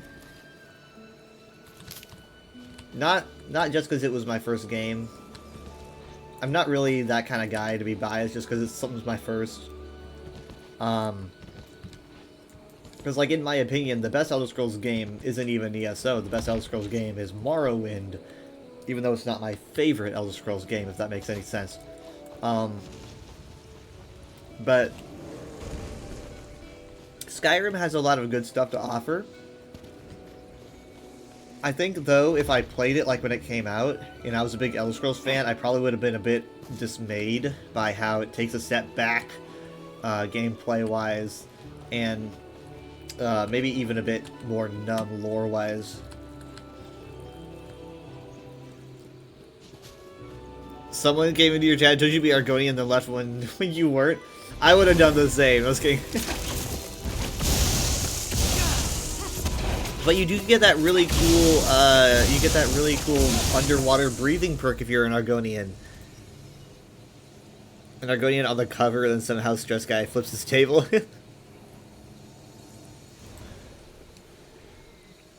I've only played Skyrim as a Khajiit and an Argonian, and nothing else, I don't think.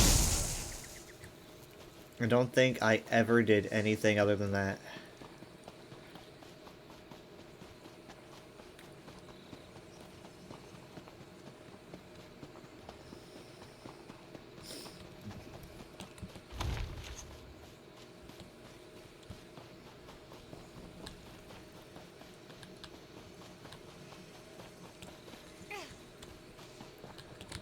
Oh, okay. I'm approaching Vashabar. That's why all these people are hanging out.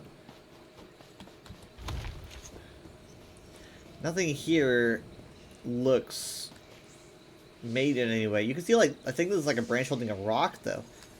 But I mean, you see that a lot of places.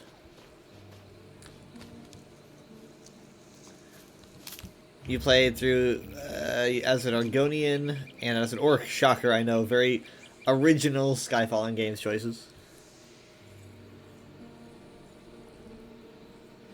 I mean, like, my first ever non, like, Beast Race character that I ever made was probably, like in any Elder Scrolls game, was probably...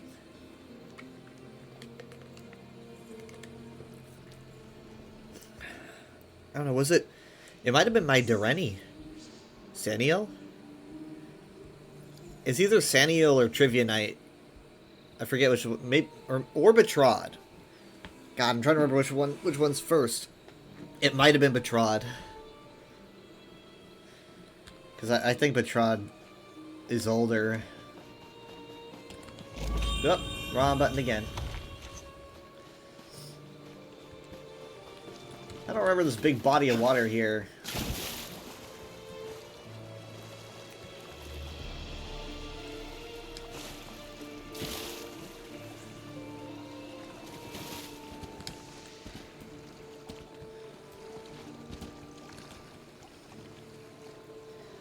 It's like, how do you even start with some of these?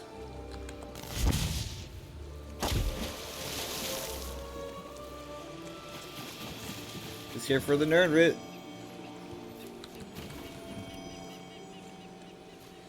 You had to play Argonian ESO, but you weren't planning on going magic. You suck at stealth.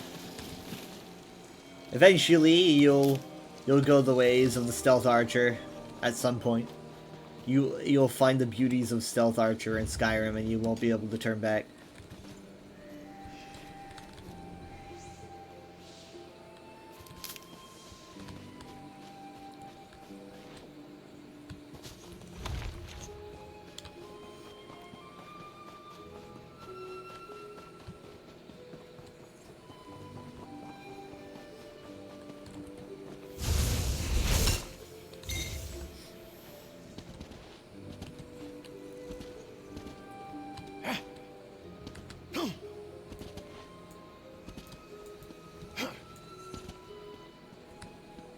That's kind of what I'm looking for, but it doesn't seem like there's enough foliage. I mean, like, that could be over there. No, I would see some Aelid ruins. I don't see anything of the sort here.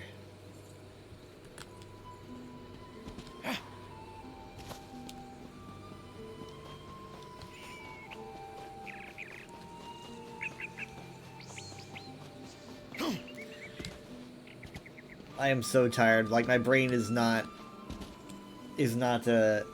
awake enough for this. That's for sure.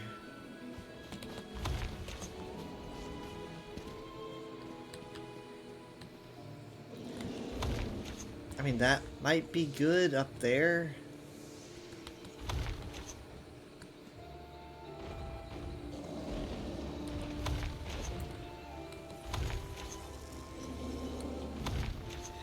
This looks like it's more like open to the sun, wherever it is.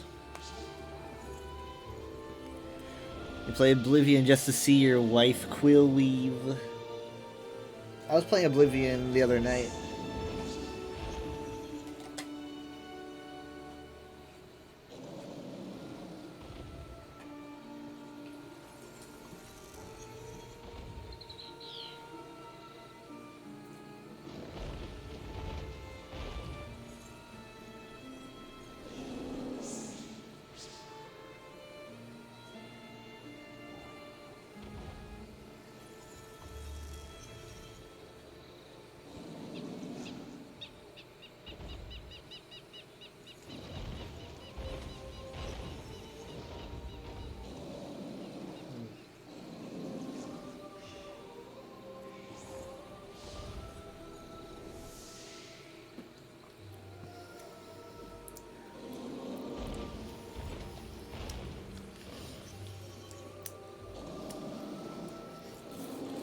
An Argonian and author, marry me, please.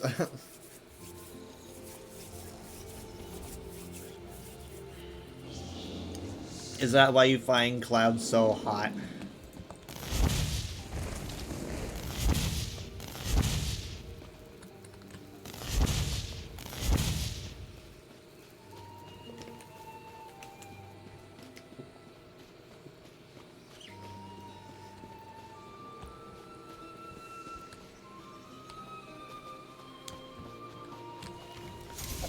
I'm probably gonna have to go like up here, like go down this way, go up, look down.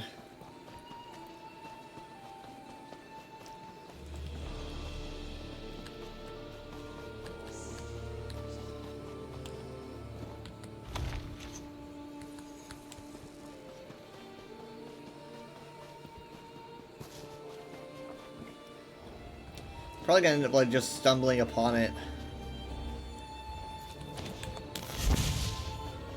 And then being like, oh, I guess this fits. Some water.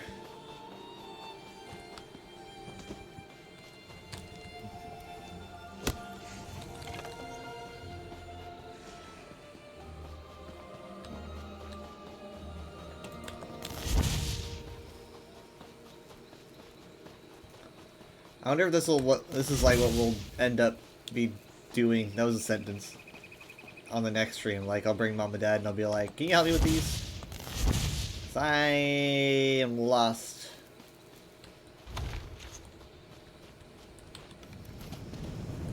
Ugh. Well, I still need to get my last endeavor done anyway. I got around half of those. I gotta do furnishings.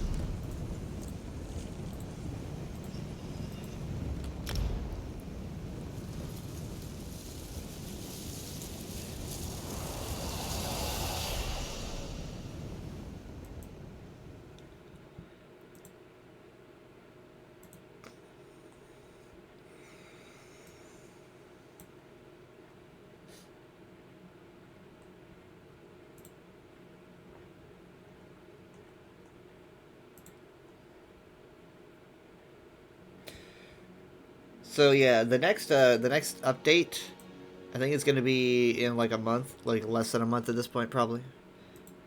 2 dungeons.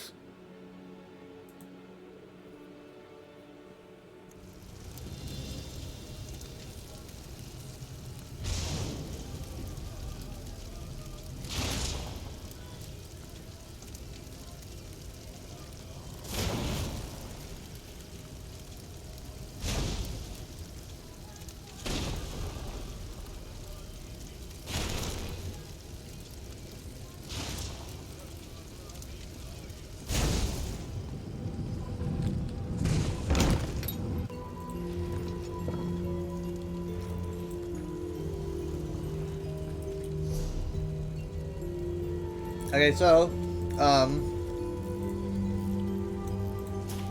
I probably want to get like some. Let's maybe do some maybe Overwatch on the board before I take my nap.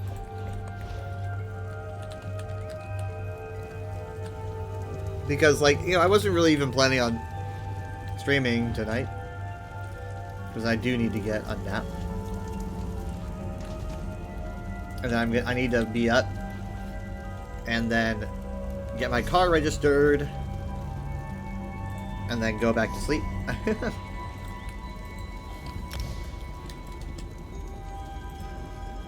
That's the thing about when you work second shift, you're so used to waking up like really late. You're like, you wake up in the afternoon.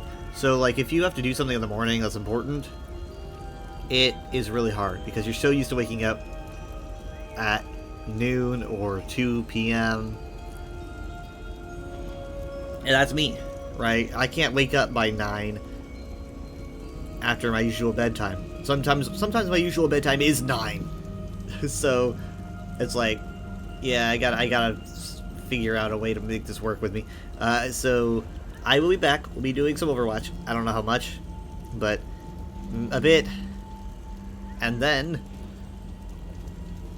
I will end the stream, but I'll be live tomorrow and the next day and the next day.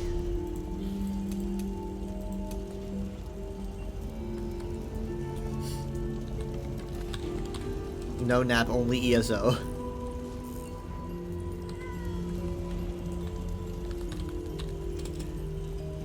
It's been a long week of 4 days. I don't know. When was the last time I had a 3-day weekend? I cannot think of the last time I had a 3-day weekend. I mean, like, you know, I worked through Christmas, Christmas Eve, New Year's Eve. I did get that one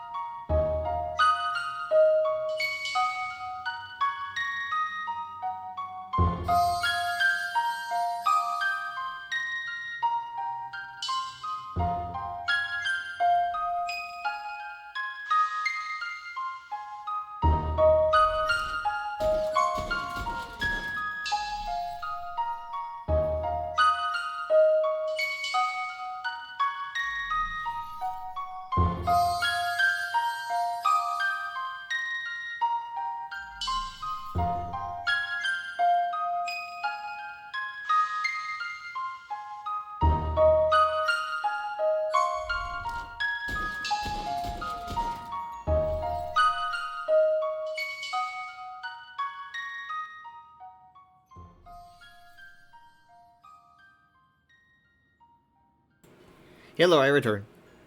Also, yes, I realized that I forgot to do my last endeavor, but I'll do that before reset. I literally just forgot to do my last one in my house, which was placing furniture. So I should have been doing that. But whatever. I made a note to make sure that I do it before I zonk out.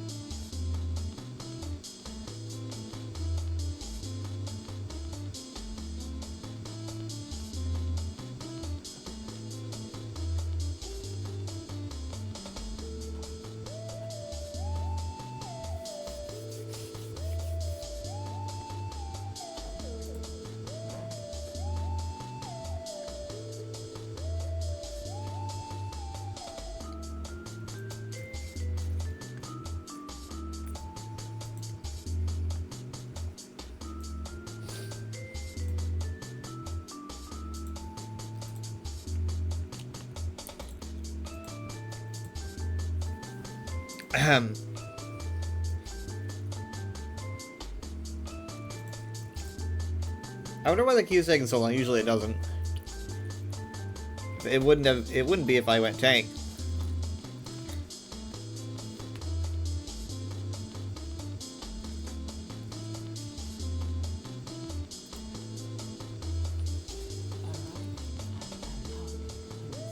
Why is it so quiet?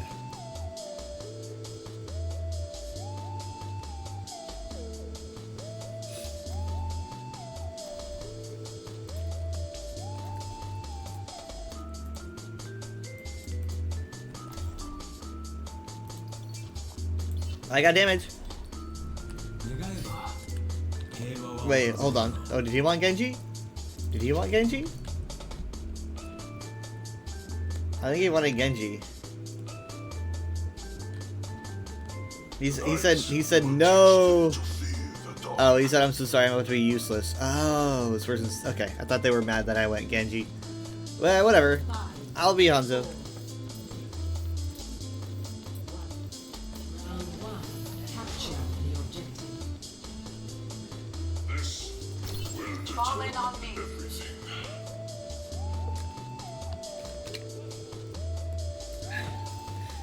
His name is Nubular. I thought it was Nublar. Nublar.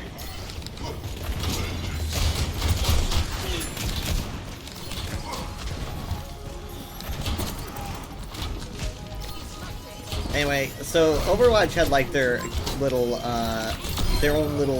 preview thingy where they were like, look, this is what's coming up next, and I didn't watch it. I watched bits and pieces because I, had to go to work.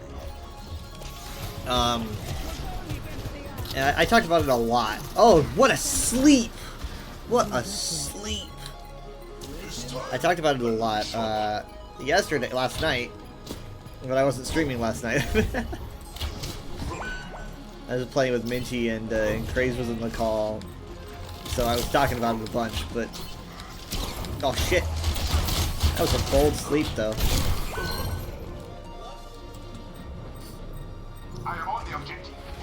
So, like, I'm not necessarily pessimistic about the changes that they announced, but I'm not super thrilled. I don't really know how people are going to react with it, because they seem to be pretty happy, but I am very not interested.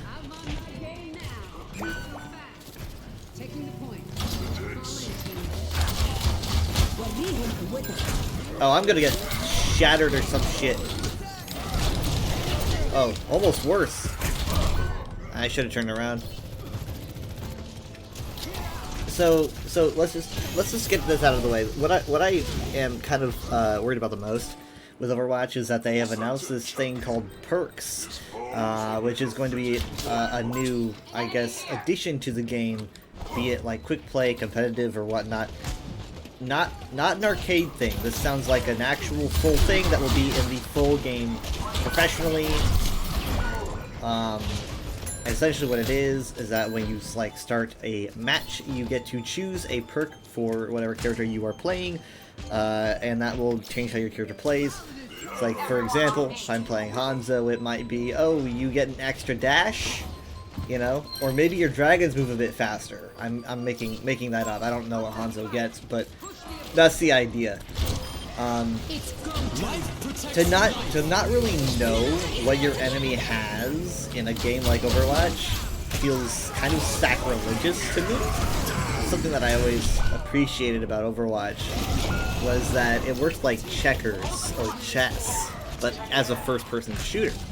You know exactly how a character can move and what they can do. It's a matter of how they use those abilities in the situation. That's always what I appreciated about the game. And to see them go for a gimmick approach just because they feel threatened by a certain other shooter, most likely, at least, is rather annoying to me. What? Did I get 2 kills with that thing? It's basically just something done to get attention, and if it was like for a season, I'd be like, okay, whatever, but Overwatch doesn't do that, where it's like, oh, we're doing this for a season. This isn't Fortnite, you know?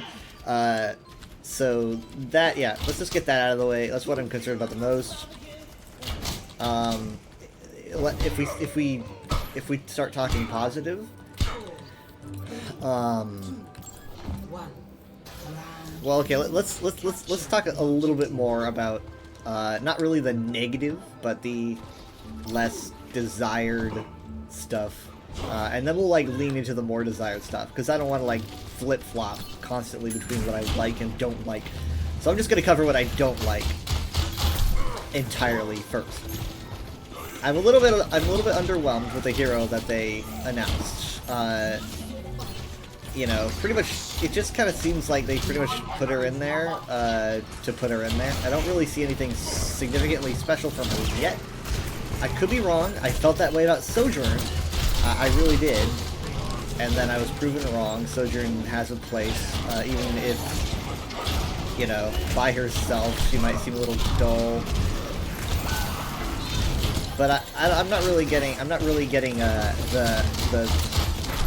hype vibe that I think Overwatch should be putting out at this time. Because she kind of looks like a mix of like Hanzo, Bap, I think maybe a bit of Echo with the delayed damage. I mean, like, I'm not saying like don't add her into the game or whatever. I'm just saying like I feel like Overwatch at this time deserves a more drastically different and thrilling character, right?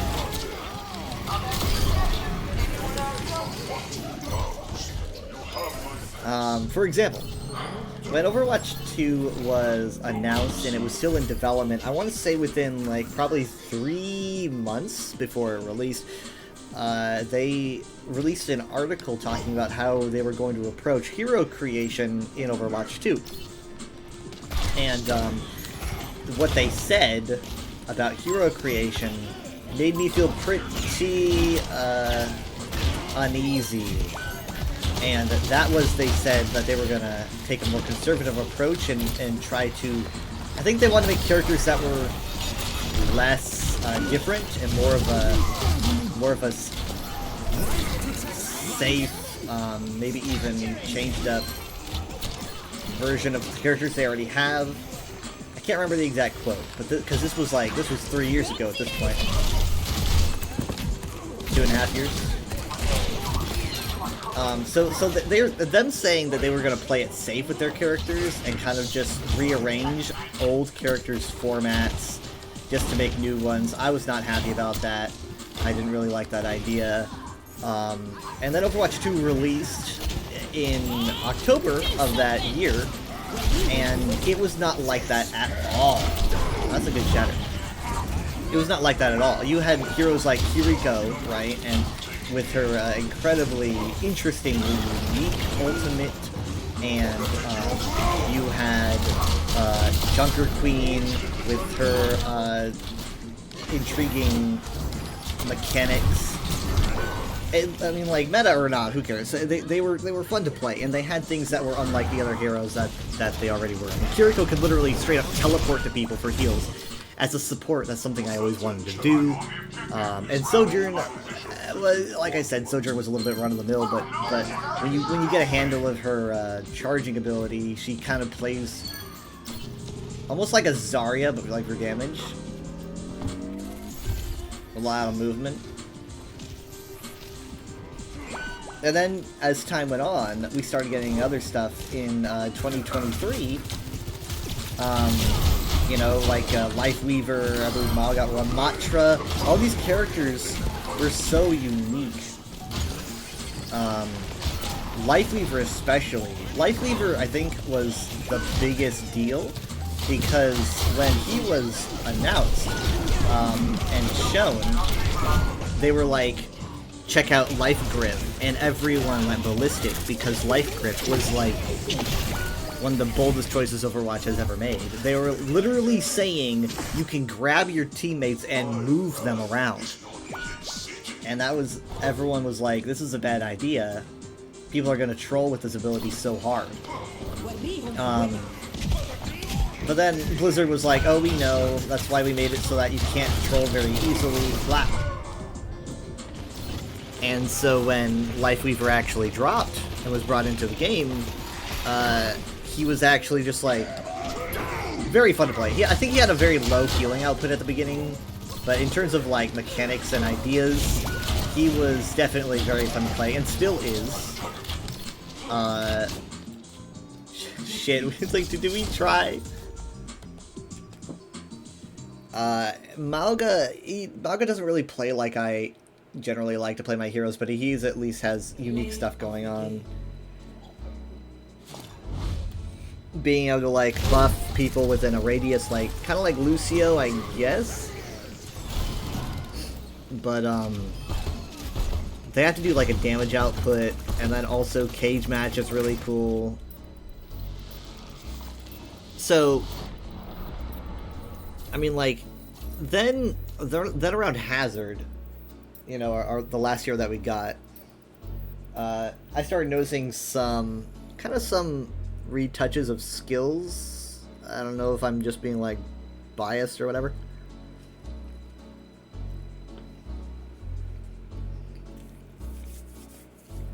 But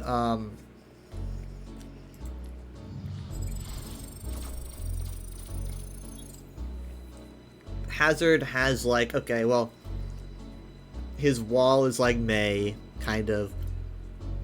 He's got a leap, which isn't really like Winston's. It doesn't go the exact same way. And he's got that cool slash mechanic, so that's unique. His ultimate is pretty much like Shatter, except that the enemies can move within the Shatter, which is kind of less good. But it does come from above, so it's harder to block. So it's like, yeah, it's a little bit different, but you can see where the recycling comes in. And then Freya was just announced like yesterday, or like I guess the day before yesterday. Now traveling to Paris. And I kind of just get vibes of like Hanzo Bap, where she's able to like jump very high into the air like Bap, and obviously she launches arrows significantly quickly, so it's kind of like a Storm Arrow vibe. And then her ultimate looks like kind of a Grav with a combustion mechanic, so kind of like a Pulse Grav, but as one ult. I do not know how powerful that is, but I'm kind of, but as you can tell though, there's nothing that really makes you go, whoa, like that's gonna be crazy fun to use. What's the applications of this or that? And I feel like if Overwatch was in a better space, that would be okay.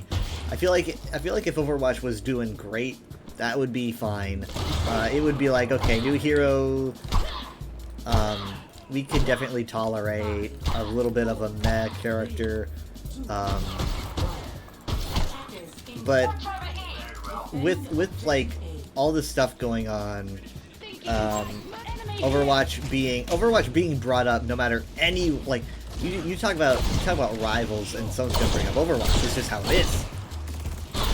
It's almost to the point where it seems like Overwatch is copying Marvel Rivals.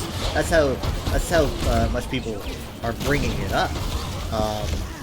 And it's a fun little. I mean, people just do this by default. You know, it's a thing that people do. It kind of brings in vibes like a sports team, right? Or maybe like a Sega versus Nintendo or whatnot. It's like not really necessary, but it kind of makes people feel like they have a fight going on, and a lot of people need a fight to get involved in. That's for a lot of things: politics, games, you know, be it video games or sports. A lot of people just want a fight to play a part in. Pick your team. Kind of just a baseline, primitive impulse. And I've been a victim of it before. You know, I've fallen into that once or twice. Maybe not lately, I don't know,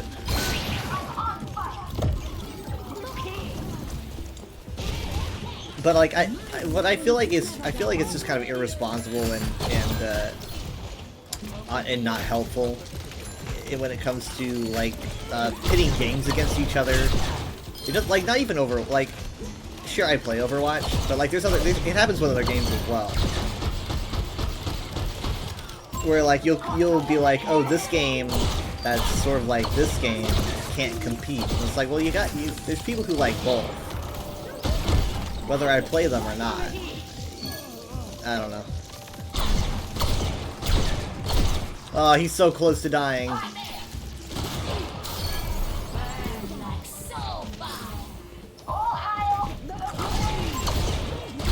But that being said, it doesn't change the fact that there is a lot of competition now with Rivals, and I don't feel like the devs of Rivals care. I don't really feel like the Overwatch devs care all that much. They're probably still making bank from the store. But that being said, I can imagine there's certain departments that are probably rather intimidated by Rivals and are asking the devs to tighten the ship a bit. And let me tell you, Freya's not how you do it.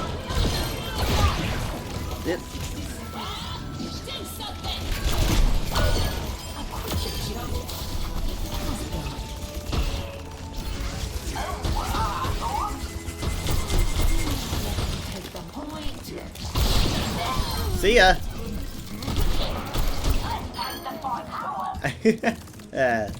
So yeah, I mean, I don't know. So I haven't played Freya, and I've only seen some gameplay of Freya, and I'm not gonna sit here and make a bunch of claims on something I don't understand. So I mean, I could be wrong.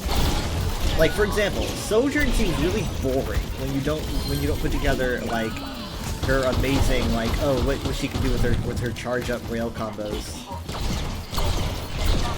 So it's like, oh, maybe there's just something I'm missing. I don't know. Oh, nice sleep. Monkey is angry.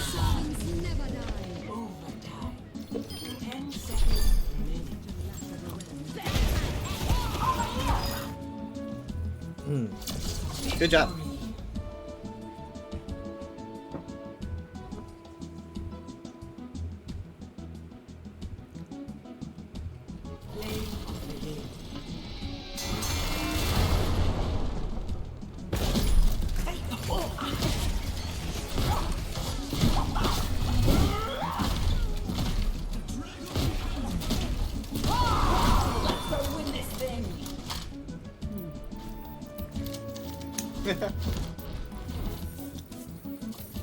Okay, let's really quick because I really only got to do this on my phone because I really haven't had much of a chance to check this stuff out at home. I am going to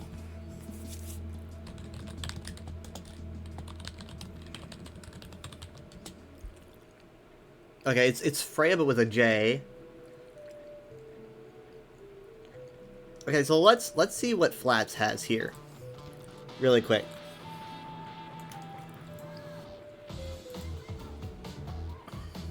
Actually, hold on. I gotta turn off my Nintendo 64 music. Okay. Okay, so here's so Freya's. I mean, they've got gameplay, which is this is a good idea. I don't really know why. I think they probably could have introduced her a bit better than having just have a bunch of concept art at the start, and then show her gameplay right after. I don't know. I feel like because it almost seemed like she wasn't entirely ready to even show off when I watched the video at first, and then they started showing gameplay, and it was like, okay, I guess she's ready. But so I've never seen her like animation here, which is pretty cool. Freyja. Okay, so so this is my first time actually really getting an in-depth look here at my PC. So I'm looking at skills here. So you got something on E, something on Shift. So this is good. So something that I will admit Overwatch has had an issue with, including Overwatch 2, is that over time they kind of get a little bit too overly complex with the heroes, and they start to make a bunch of different abilities that you use in specific scenarios instead of making abilities that can be used in multiple scenarios, right? So the way that, like, say, Tracer works or whatever, you can utilize her abilities in many different situations, and it's just kind of up to the player how to use those, even though she doesn't have like a zillion different things she can do. So to look at Freya here and see that she's got an E and a Shift is pretty good. I don't know why she has two different kinds of ammo. I guess we'll see, because that's definitely different. But simplicity is good. I always deliver.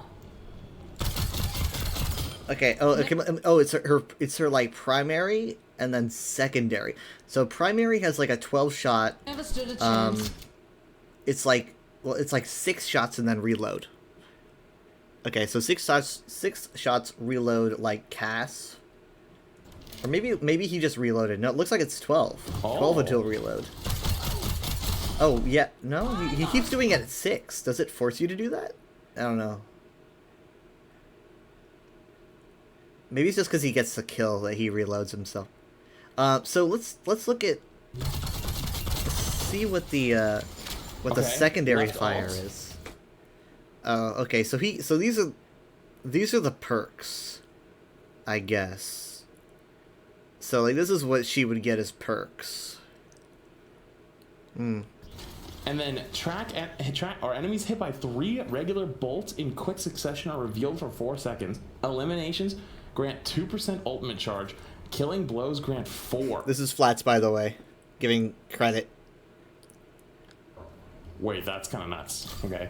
Wait, hang on. What about the other abilities? So E is the updraft?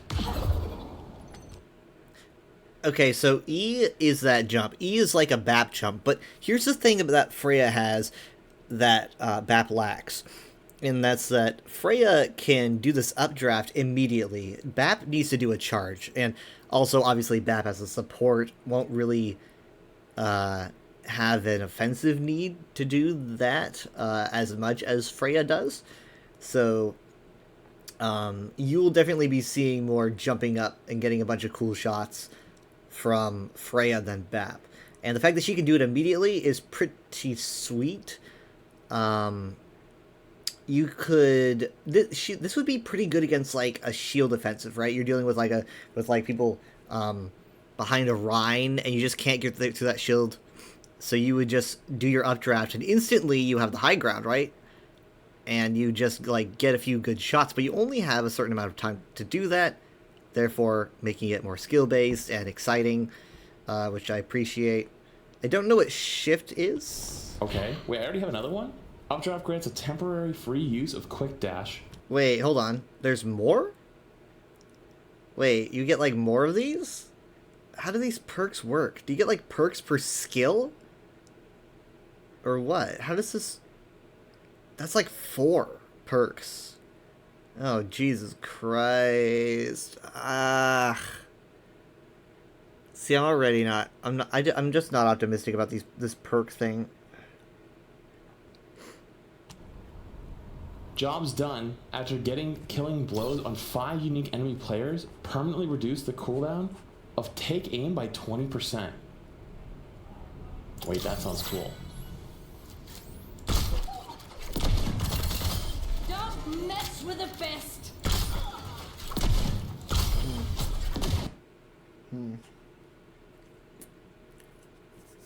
Okay, so that single shot looks like it's some kind of explosive arrow. Sounds cool. Yeah, okay. So that's where it looks like the Echo sticky bomb situation comes in.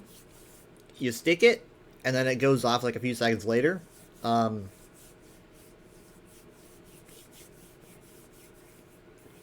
There are some... There's a detriment to that, and that's that like a Kiriko or a Lifeweaver or a Zarya could see that coming and nullify that effect probably. I don't know if Kiriko could, but I would assume. You know, like basically they would see the effect. So like as soon as right there, as soon as they see that effect, you got a Zarya shield or whatever. But you do have a significant amount of damage, I guess, coming out from it. Don't mess with the best.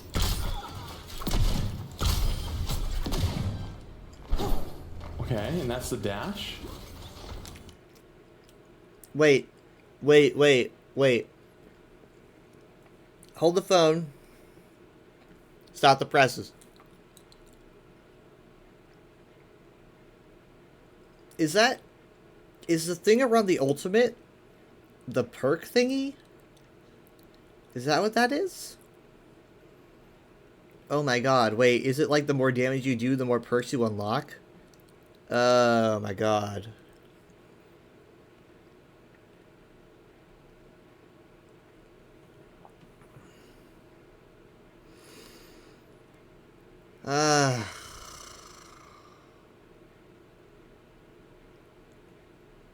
I'm not a negative Nelly. I really don't know. I mean, that just adds a whole other layer to... That adds a whole other layer to everything, really. That's like a really thick layer.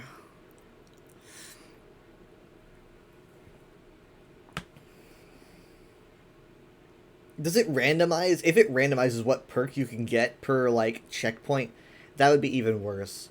Like, that would be pretty much the only thing that could make this worse. It's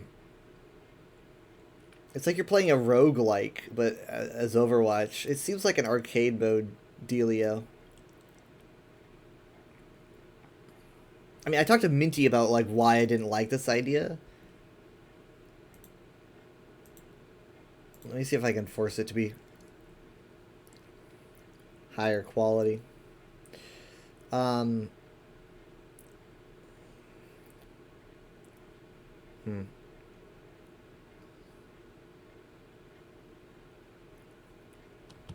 What's the ult? Okay, so that's interesting. I guess that's the that's like the pull in and then a burst of damage. I think we'll probably see him try it again. Ah, that is the Sonic commercial. That is not him trying it again. Sonic Fun 99 menu. Live free. Get off my stream. I don't. Premium You're not a detergent sponsor. does clean laundry, But I'll take you but as a the sponsor. value just doesn't stack up to Arm & Hammer Deep. If Sonic wants to sponsor me, or whatever, however that works. I'm guessing that's like the bola. So wait, what happens when I use... What a shame. Okay, there isn't more perks. I'm already maxed level with perks. Wait, that's pretty cool. It's the big man. He actually plays her at... Wait, hold on. What does it say? He actually plays her at 14:11. Okay, so that's around here. All right, so let's Perks. And so Perks was specifically supposed to be the bigger version of what Season 9 was for Season 15. And like, yeah, and we talk about, like internally we talk about like, hey, what's Season 21 supposed to be, you know? Because it's like, one of the things that I wonder about Perks is like, will this be big enough, you know? Yeah, well, I mean, I hope not. I don't know. I sound like a boomer. I'll admit I was anti 5v5. I still kind of prefer 6v6. But I mean, I just like how do I explain this properly? I think it brings a lot of healthy things to the game, a lot of things for us to do. But one of the questions we'll have is this a big enough system? Holy shit! Does he like hang in the air there for a second? Wait. That was pretty cool. What was that? That was pretty cool. A lot of things for us to do, but one of the questions we'll have... He, like, stops in midair. And then it's almost like a slow-mo camera. I mean, it can't be a slow-mo camera, but, like, she, like, is able to manipulate the air and just kind of move very slowly. And you're not... she didn't look frozen. She looked like she was, like, having her own personal slow-mo. Almost like a Deadeye. That's pretty cool. That looked like that'd be pretty fun, at least. How did he do that, though? Is that just, like, part of the end of the updraft? System for us, and should we be going even bigger than this next year? Yeah. And, like, I would think from a player's point of view that, like, most players want us to be taking risks and doing big things. I don't know. I mean... Yeah. As long as, you know, we kind of hit it and do it well. Yeah, I agree with you. I mean, I feel like for a long time, I mean, like, don't get me wrong, like, Overwatch has been around for so many years, right? And, like, so many people love the whole franchise. Overwatch is going to be 10 years old next year, by the way. I think in, I want to say May? I could be wrong. And everything that comes with it. But, like, you know, when you play a game for so many years, it's like, you know, you've done everything. You've hit 9 million shatters. You've blocked a bunch. You probably went on an arc where you learned off rolls that you don't normally play that often or don't enjoy it as often. Yeah. This, like, opens up so many new ways to play the game. And I think that's just going to be super fun for everyone. Yeah. And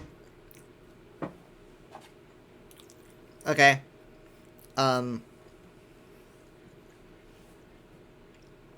So I think at that point, I can explain why I'm not super hyped about Perks and what my actual like issue is. Personally, I totally agree. Overwatch, sure it's right. I don't know why he isn't getting any more perks though. Like, he's doing damage. When does he get it? I'm a little bit confused.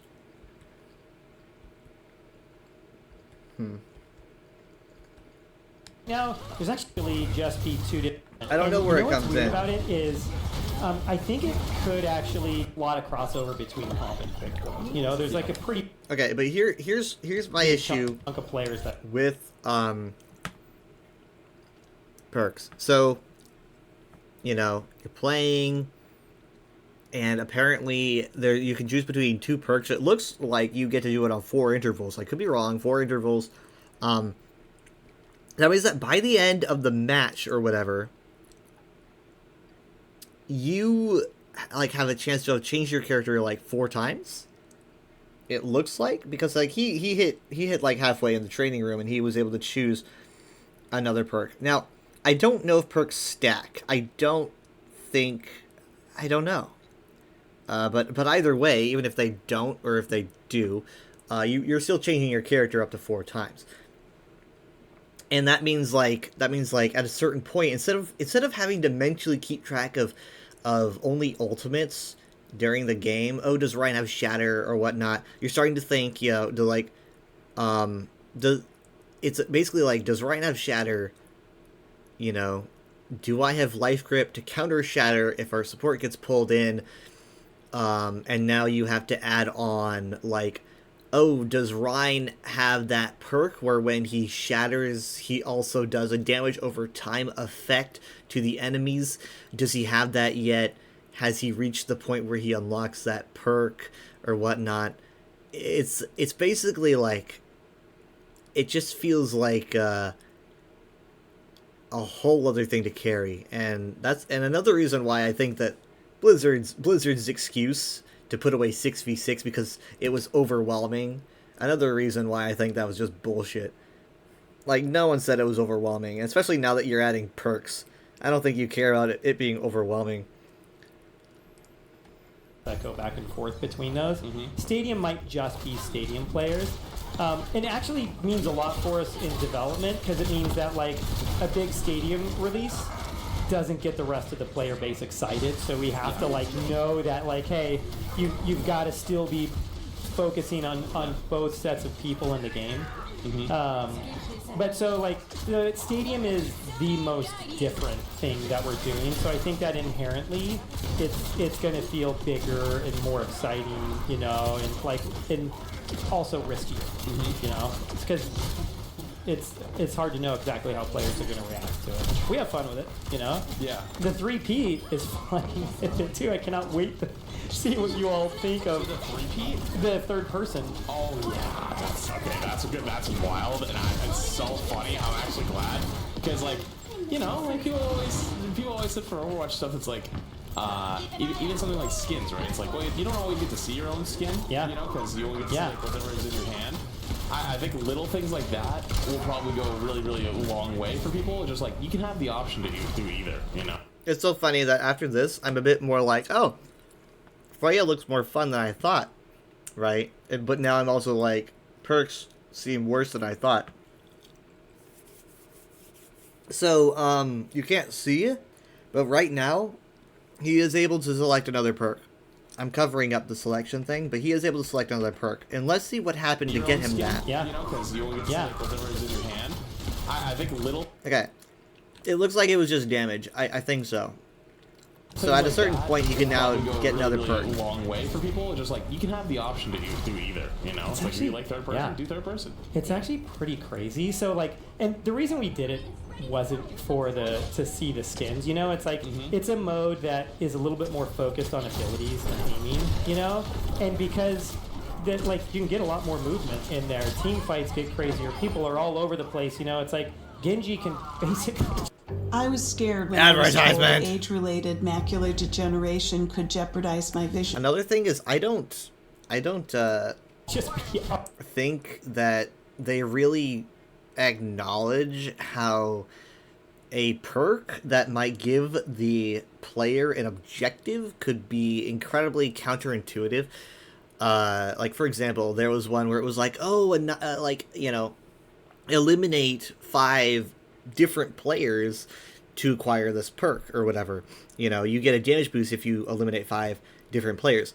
And that discourages the player from eliminating maybe like the same player twice if they need to. Say there's a res or they come back from spawn very quickly. Then the player like goes, oh, I don't want to go after them Brucey because I want that perk. I don't know. It's already it's just me thinking like, who was it worth it? Why didn't we use this for PvE like they had talked about? You know, where they were like, oh, you can customize your abilities, and then they were like, actually, we're not doing the PvE, and instead, we're going to be incorporating it permanently into the PvP. Oh, and like, what are like?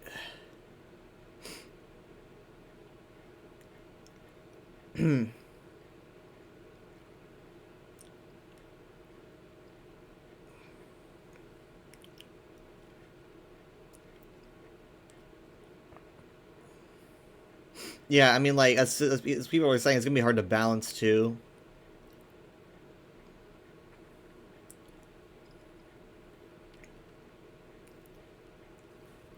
I mean, it's good comments, you know, wholesome comments, people being nice to Aaron Keller, who's, by the way, been around since, like, the beginning, if I recall correctly. He designed King's Row. He knows what he's talking about. I like Aaron, you know, I'm just kind of iffy about all of this.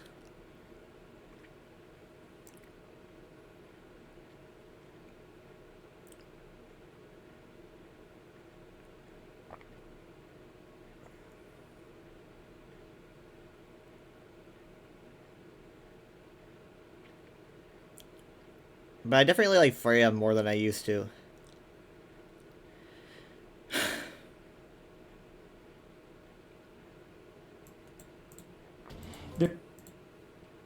Winging it. That's not shot. And then also, like, if I go over here, I can't. Oh yeah. I'm running out of.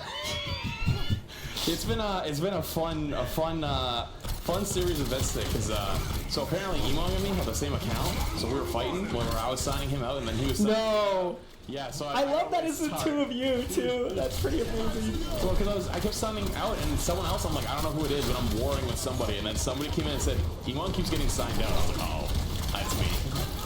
So I went in there and checked. He was talking to Gavin. No, but yeah, that's me. My bad. But I mean, like,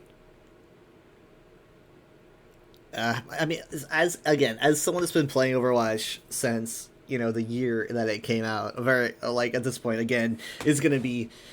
I got in like December, I guess. So like next year, it'll be 10 years in December, but it's still quite a while. And I've played a lot, you know.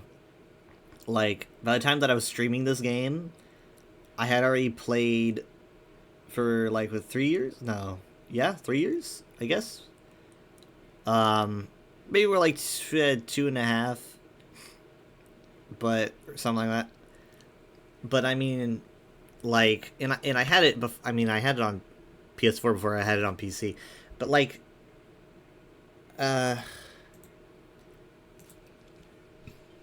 so my brain, I'm so accustomed to how the game is played, right? And yeah, 5v5 was a big change because they had to lengthen some things and shorten some things, cut corners here, add corners there. That was a whole deal. But this is very different.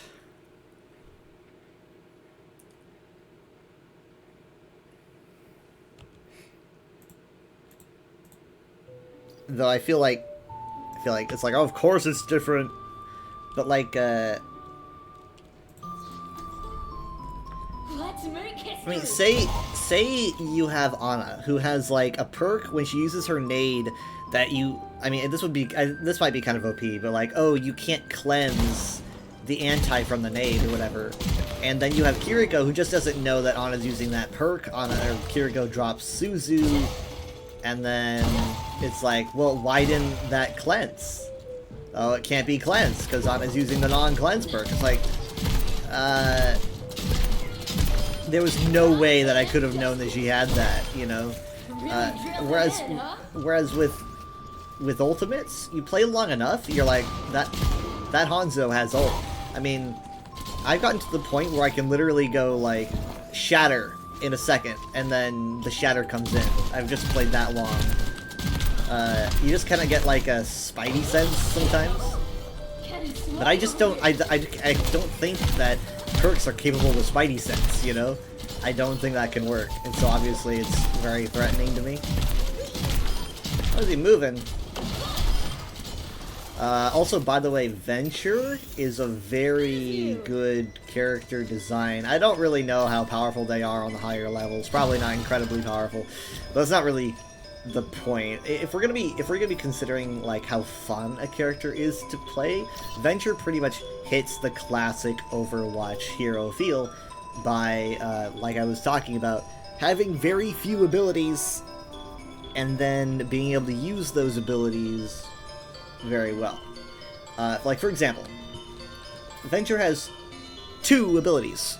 At the bottom right, you can kind of see them a little bit. One of them is to dig underground. Right? This is kind of like in Splatoon, you know?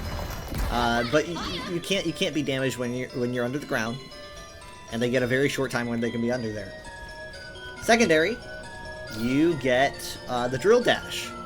Drill Dash is a lot like Genji's Slash, I guess, but so like whatever direction you're looking in, you use it, you go forward, right? Those are 2 very simple, easy to understand skills, right? But it's about what you can do with them is what makes Venture a great hero, right? I mean, like, you can do stuff like, oh, I'm gonna go underground, and then you can use the dash, and you boost, right? It's like, oh, okay, so you don't need a whole other icon or button to use. You just need to know the combos. Like, you know, you can burst out of the ground with this, by the way. You burst out of the ground, you can use that for incredible movement. You can go up twice, basically a double jump, you know? You can put together some just crazy fun combos, going up and then down, and then back up again, you know? It's just really fluid, easy to understand, and I appreciate that about Overwatch Heroes. And it looks like Freya is kind of still in that ballpark when it comes to just not being terribly complex, and that makes the player depend more on their skill and what they're going to do in certain situations. It simplifies it. It simplifies everything and makes everything more of a strategy game than anything else, because you're just dealing with pretty much a simple set of rules. And then once you get into the game, it's like, how do these relatively simple, you know, builds interact with each other? And to me, I just kind of find perks to be antithetical to that. Personally, I just find perks to be more gimmicky.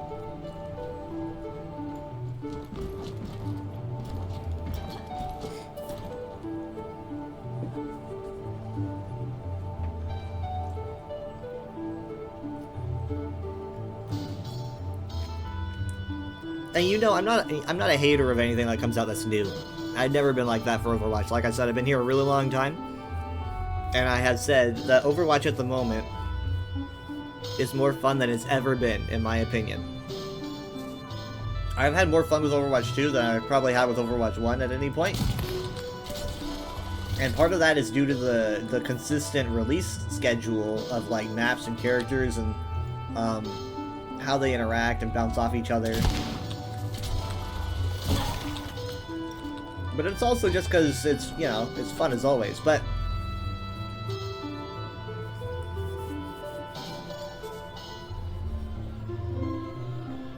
this idea just seems a little bit desperate.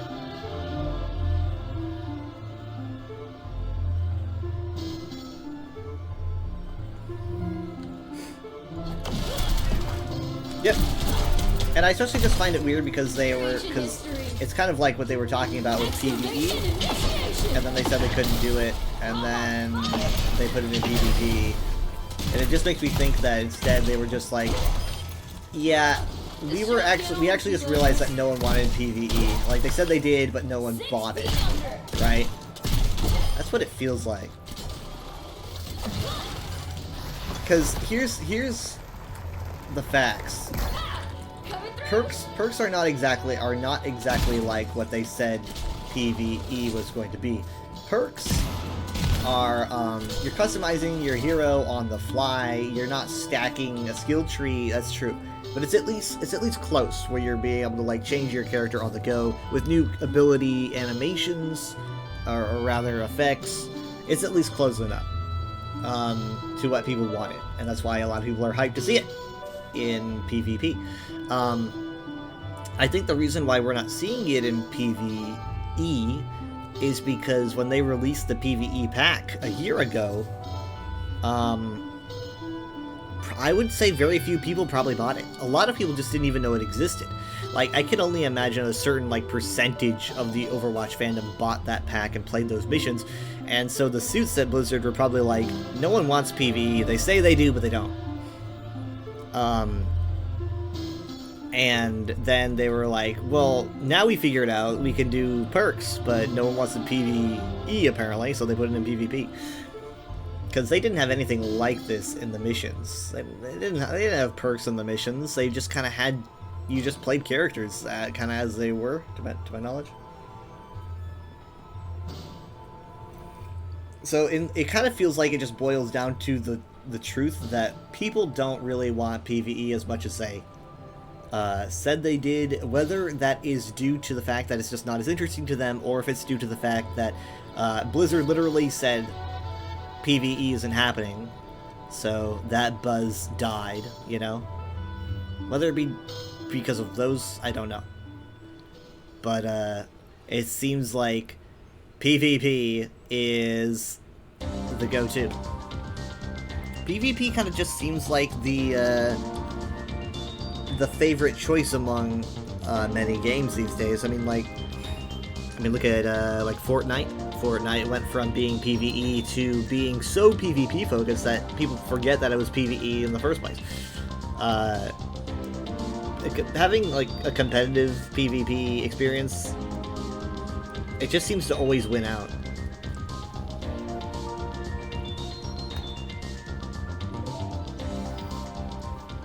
I mean, you gotta have like a really good PvE if you want that to win.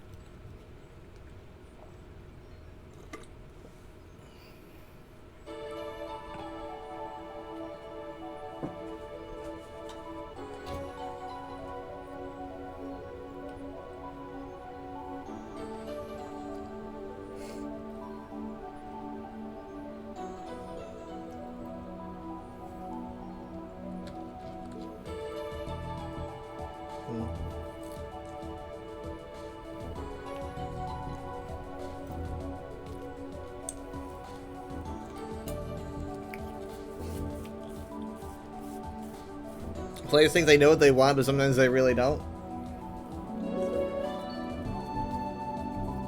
Maybe.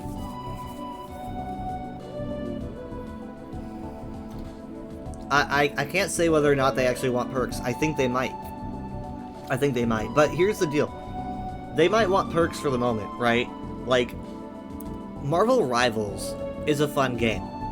But also, it's kind of like when it came out, everyone was like, oh my god, it's something new, and they all picked it up, and it was just, you know, it was like Christmas Day. You're opening, you know, so many presents under the tree, and everything's new, and everything's fresh, and everything's, like, exciting, and that only lasts for so long.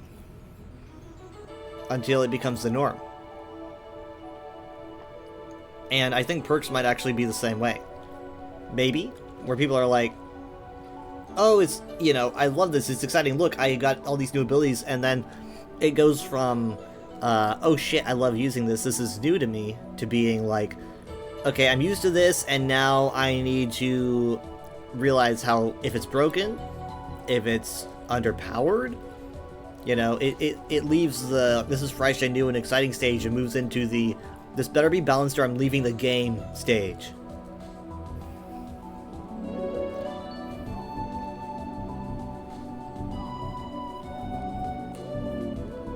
Truck said people keep saying they want the game to go full MMO. You've seen how people play in private servers and it's awful. They just smash their trucks into each other on purpose and run other people off the road who are trying to deliver their cargo. Yeah, I can imagine.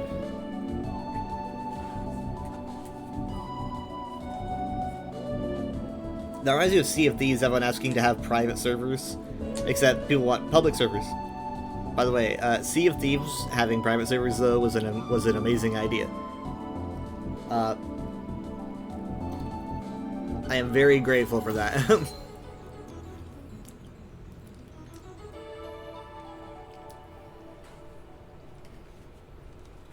But yeah, whether or not people enjoy perks, I can't say. I'm not gonna say that's gonna blow up in everyone's face. I literally cannot say, because people sometimes, they have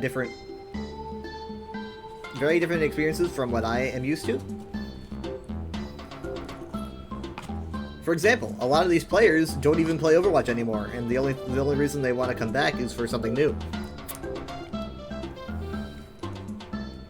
So they'll come back, use perks until they're tired of perks, and then leave, probably.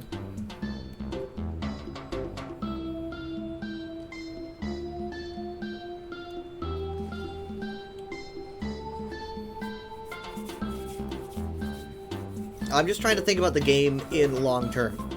Like, again, this is not like a season, this is not like Fortnite, where it's like, oh, this is cool for the time. This is not Godzilla being unleashed on the Overwatch maps for a short time, and then he's gone. This is a change to Overwatch. And it's not something that we can take lightly.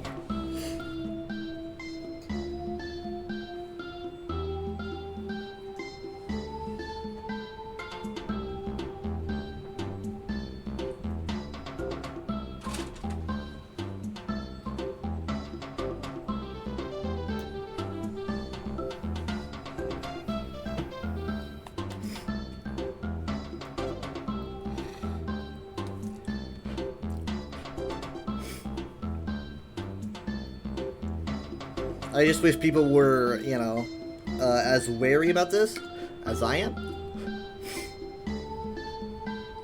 But like, here's the thing. I know that Apex Legends does this with Ultimates, right?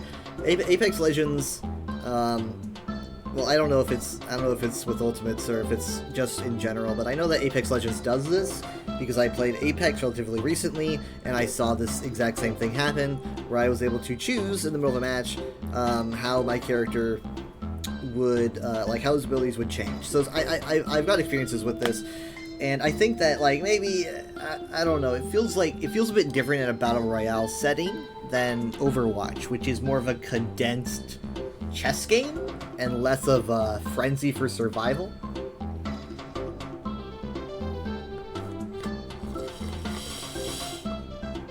Because, like, think about it. In Apex, when you see a Pathfinder, you don't know whether or not that Pathfinder is going to have, you know, a sniper or a pistol or whatnot. If you just, like, see him in the distance, you might not even be able to tell. Like, what does he have? How's it going to affect me? There's so many things in Apex that are already just up to chance. What people are going to find, what they're going to lose. It's so much of it is chaos. Overwatch is not like that. Overwatch is very orderly in comparison, you know? If I see Reaper, I'm not gonna not know what Reaper's using. He's using his shotguns, right? And I know exactly how much ammo his shotguns have. And I know exactly what his footsteps sound like. And I know exactly, like, oh, how much ult charge? Well, I don't know exactly how much ult charge he gets for doing damage. But I've got a good idea, right? I know, like, oh, it might take this long, and it depends on like how much damage he's getting onto our tank, right? If he's like, if we've got a Maga and Reaper is focusing the Maga, he's gonna have his ultimate really fast, right? I mean, he's got a huge hitbox. He's just farming that tank. It's about that, right? I can know all these things because I understand how these characters, how their toolboxes work, and now it's just gonna be like, the simplicity is gone for the sake of just trying to reignite a fan base in fear that everyone's just gonna get really stuck on Rivals, probably. And it annoys me.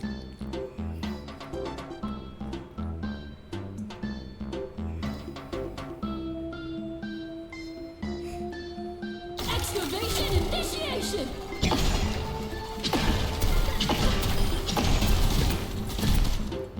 Personally, I don't really know how any competitive player could be excited for it, because it's a lot more to think about, that's for sure.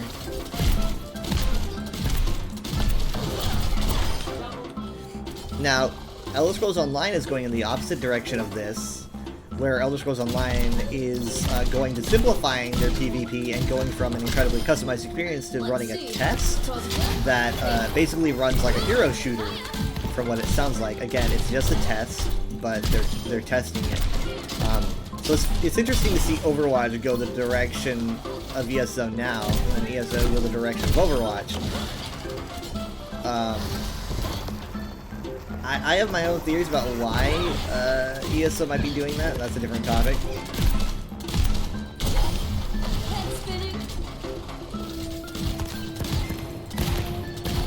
You guys don't tune in for my uneducated takes.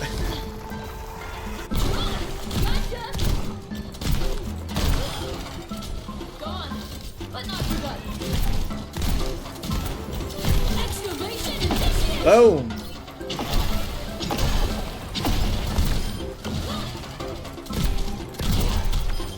Sorry to bore you.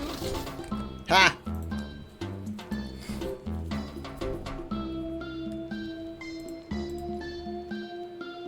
I'm gonna get support for this. Oh god, I'll probably just do one. I'll probably just do one. Looking at the time.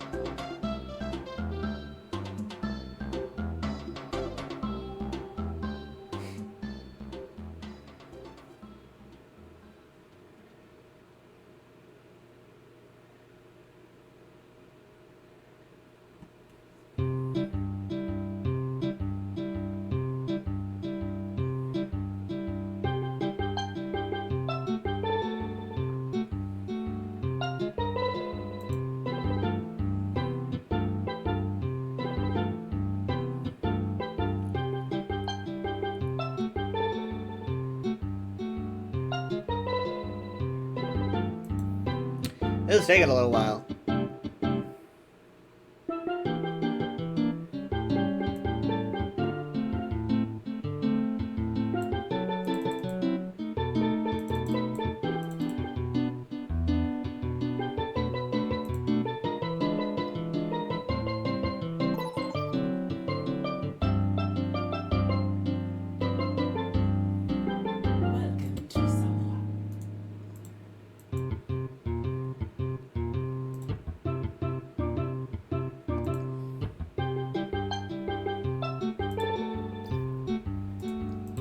Okay.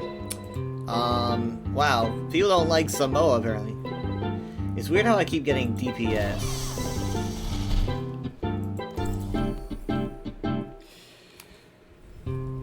Let's make history. Diva, what was that? You claim you are skilled. That remains to be seen. What's that? You're hiding so far in the backlight, I could barely hear you. I never heard that one.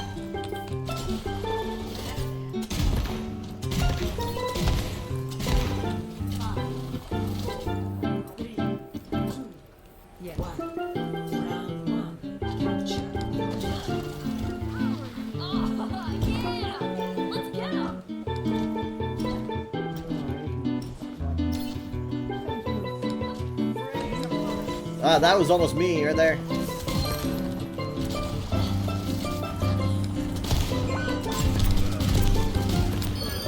Nice! Good job, good job. Oh. Clean. Okay, good on Moira for hanging back and preventing a cap here.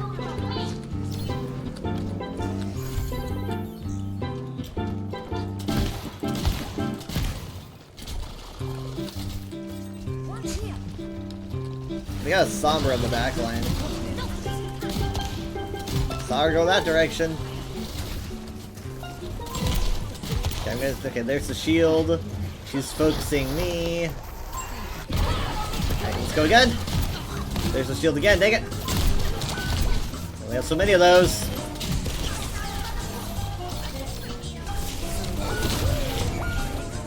Huh. She got two with that.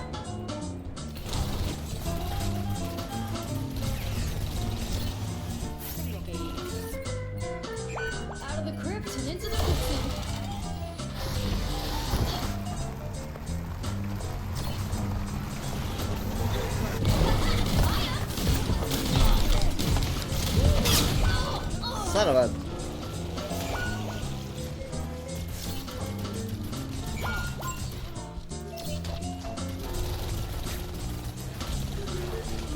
They're doing another La Seraphim crossover, I guess, in the future. Because, like, the last one was probably, like, one of their most successful crossovers, which I found very interesting. People really like their K-pop.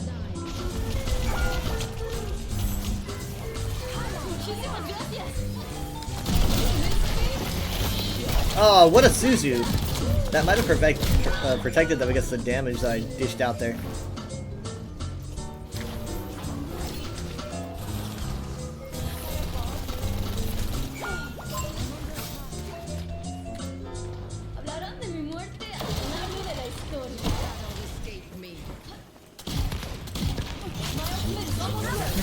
Shit, shit! Okay, hold on.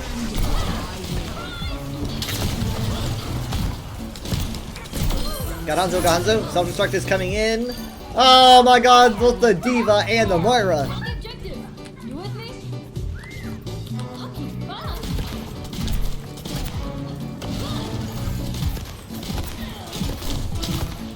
Heck, sorry. That took way too long. I'm sorry. I need to practice with Venture more often.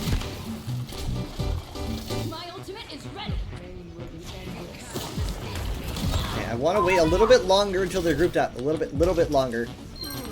Oh, nice. Good shot. A little bit longer. Okay, shield is out. Let's go! Ah, shit. Oh, what? A hack. EMP comes in, followed by a grab. Oh, that's rough. Both supports are down. That's really rough right there. No! It was a good grab.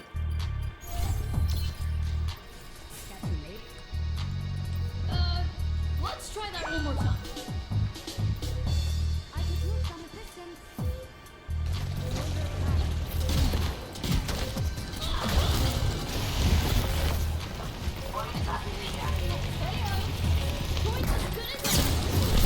Yeah, blah! Well, at least I touched to give them a chance.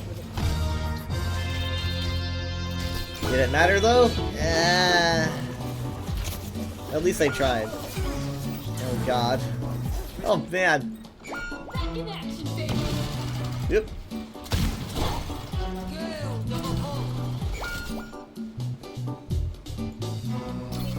I'm going to the beach. Does anyone want anything?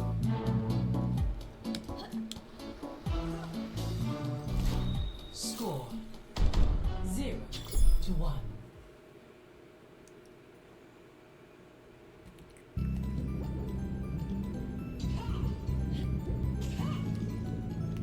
Goggles on. Boots on. Drill being held. I'm ready to get into trouble.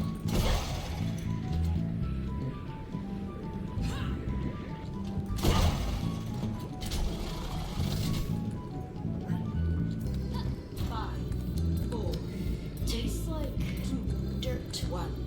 Round 2. Capture the objective. We can do this. I just know it.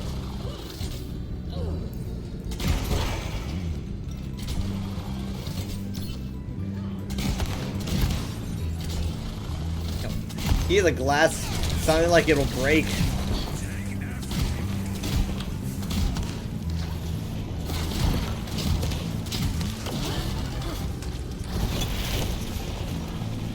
Take me up. Let's go.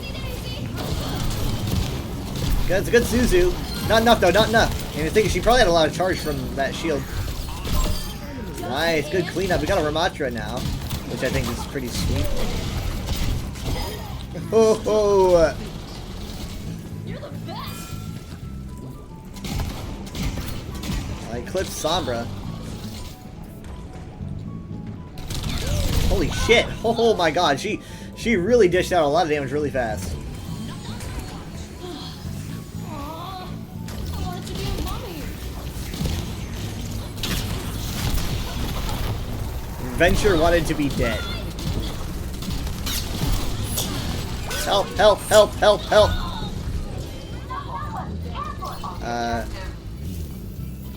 Mercy was busy. I don't know what Moira was doing though. I guess she was busy Out of too. the crypt and into the quicksand. I'm at like 1-1 here for KD. Okay, we're going into this without a support. Oh shit.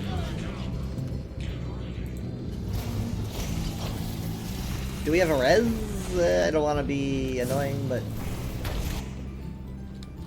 Keep that off the record.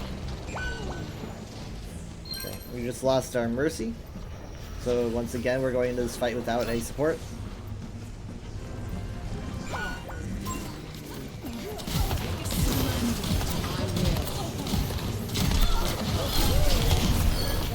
Thank you. Oh my god, I need support. Or I need heals really bad. If she sees me, I'm dead. Oh wait, no, hold on. I'm healed up.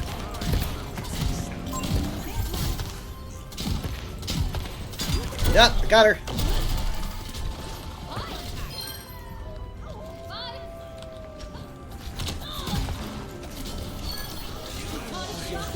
Okay, great kills coming in from the Pharah.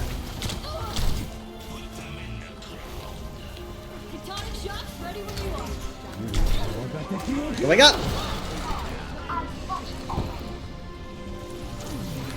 Okay, I'm gonna be waiting behind. Oh god, come on!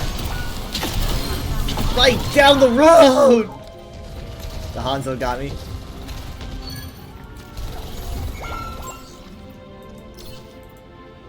Ooh, wow, clean. Let's try that one more time.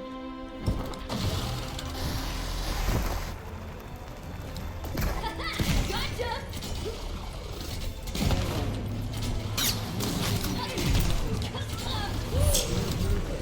Thank you, sorry about that.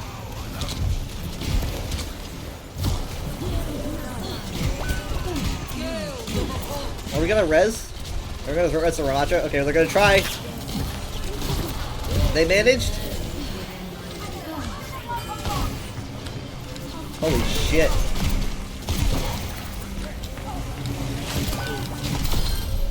Someone's got a touch, someone's got a touch.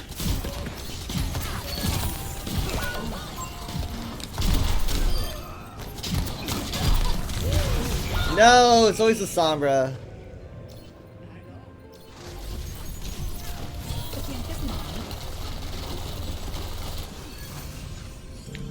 I'm back. Aw, thanks.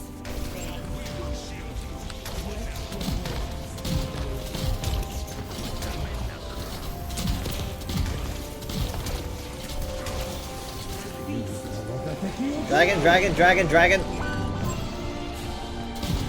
We lost our Pharah. No! Oh, the grab pulled me out of... I almost dug into the dirt, but the grab got me. That's pretty enormous. That might be play of the game right there from the Zarya. They're taking a point. Ooh, 98 to 99.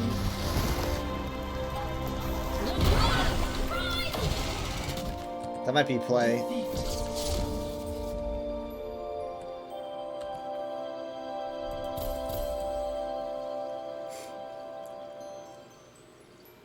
Play of the game. Ah, it goes to the Kiriko, actually. Who am I? This was during that grab on this section. Oh man, the melee though. Ah, I feel disrespected.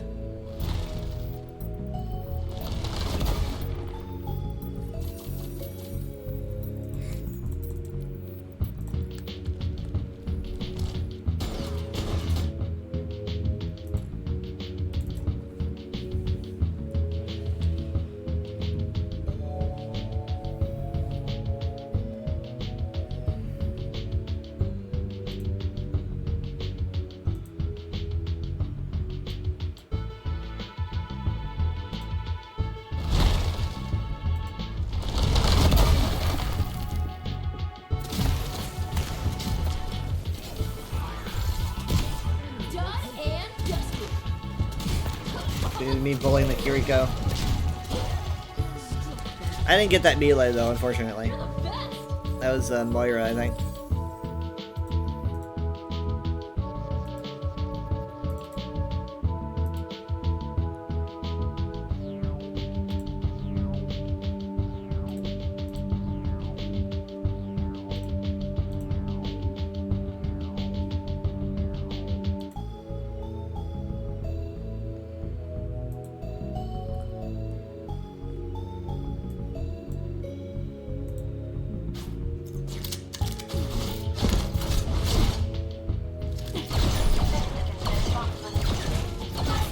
Oh, I didn't even see him there. What the heck? Well, apparently I did. Good sleep. The last fight with me pushing the Winston out of the bubble was pretty fun.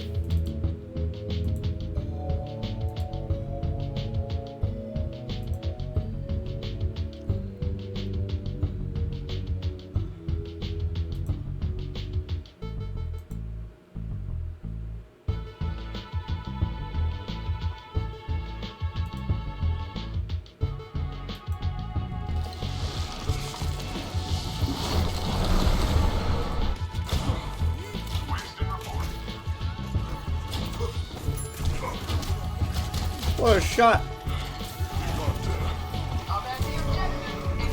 Oh yeah, I remember that.